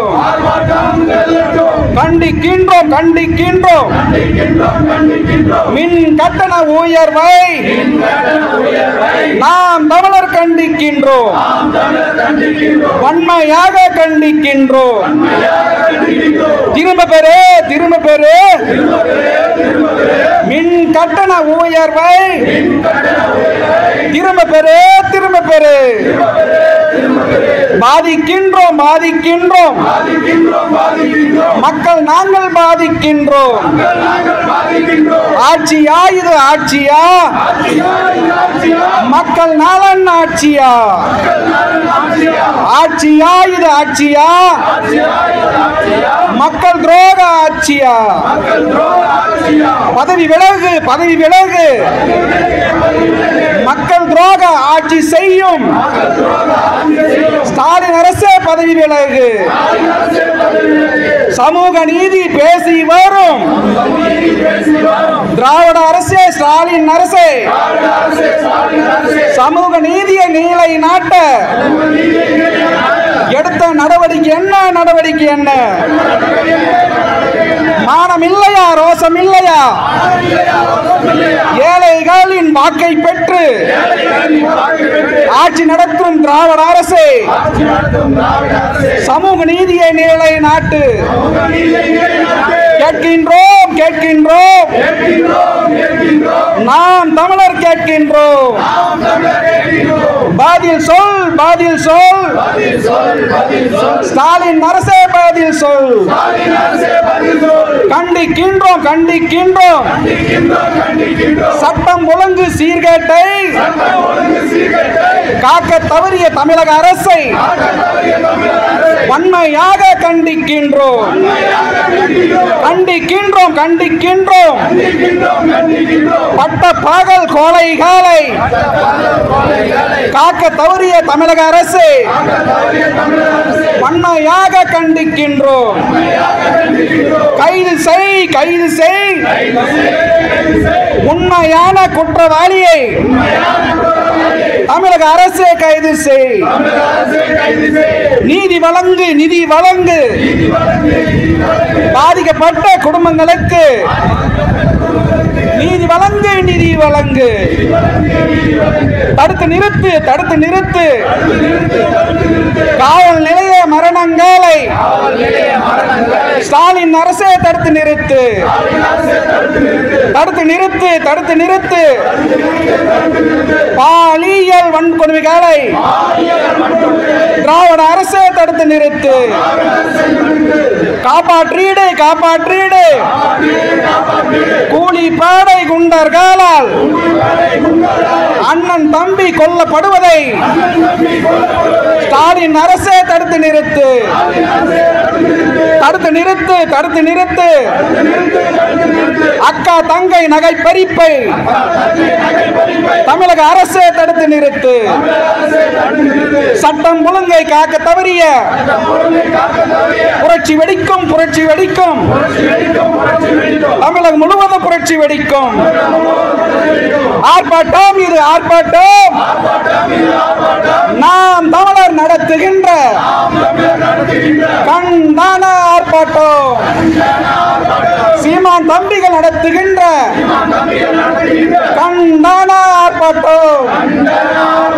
பிரபாகரன் பிள்ளைகள் நடத்துகின்ற கண்டன ஆர்ப்பாட்டம். நாம் தமிழர், நாம் தமிழர், நாம் தமிழர். இறுதியாக நன்றியுடன் கூறி இந்நிகழ்வை நிறைவு செய்ய திரு ஆனந்தன் அவர்கள் நிற்குமாறு. இந்த ஆர்ப்பாட்ட கூட்டத்தை முன்னின்று நடத்தி கொடுக்க சிறப்பாக வழிநடத்திய அண்ணன் அரிமா செந்திமாறன் அவர்களுக்கும்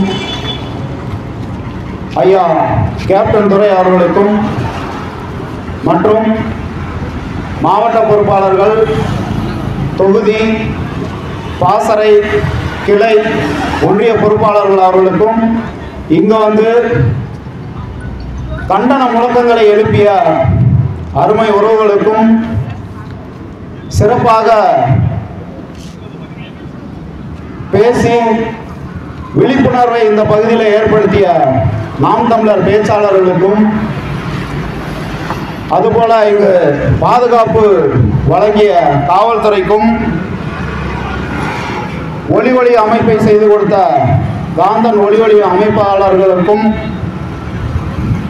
வேறு மாவட்டங்கள் மற்றும் வேறு மாநிலத்திலிருந்து இங்கு வந்து இந்த கண்டன ஆர்ப்பாட்டத்தில் கலந்து கொண்ட உறவுகளுக்கும், அதுபோல இந்த நிகழ்வை பதிவு செய்ய வந்திருந்த அச்சு மற்றும் காட்சி ஊடக நண்பர்களுக்கும் எங்களுடைய மனமார்ந்த நன்றியை தெரிவித்துக் கொள்கிறோம். இந்த கண்டன ஆர்ப்பாட்டத்தை சிறப்பாக நடைபெற அனைத்து வகையிலும் ஒத்துழைப்பு நல்கிய நாம் தமிழர் பிள்ளைகளுக்கும், காவல்துறைக்கும், இங்கு இருக்கிற பொதுமக்களுக்கும் நாம் தமிழருடைய நன்றியை நாங்கள் தெரிவித்துக் கொள்கிறோம். நன்றி, வணக்கம். நாம் தமிழர். தமிழ்தாய் வாழ்க, தலைவர் பிரபாகரன் வாழ்க.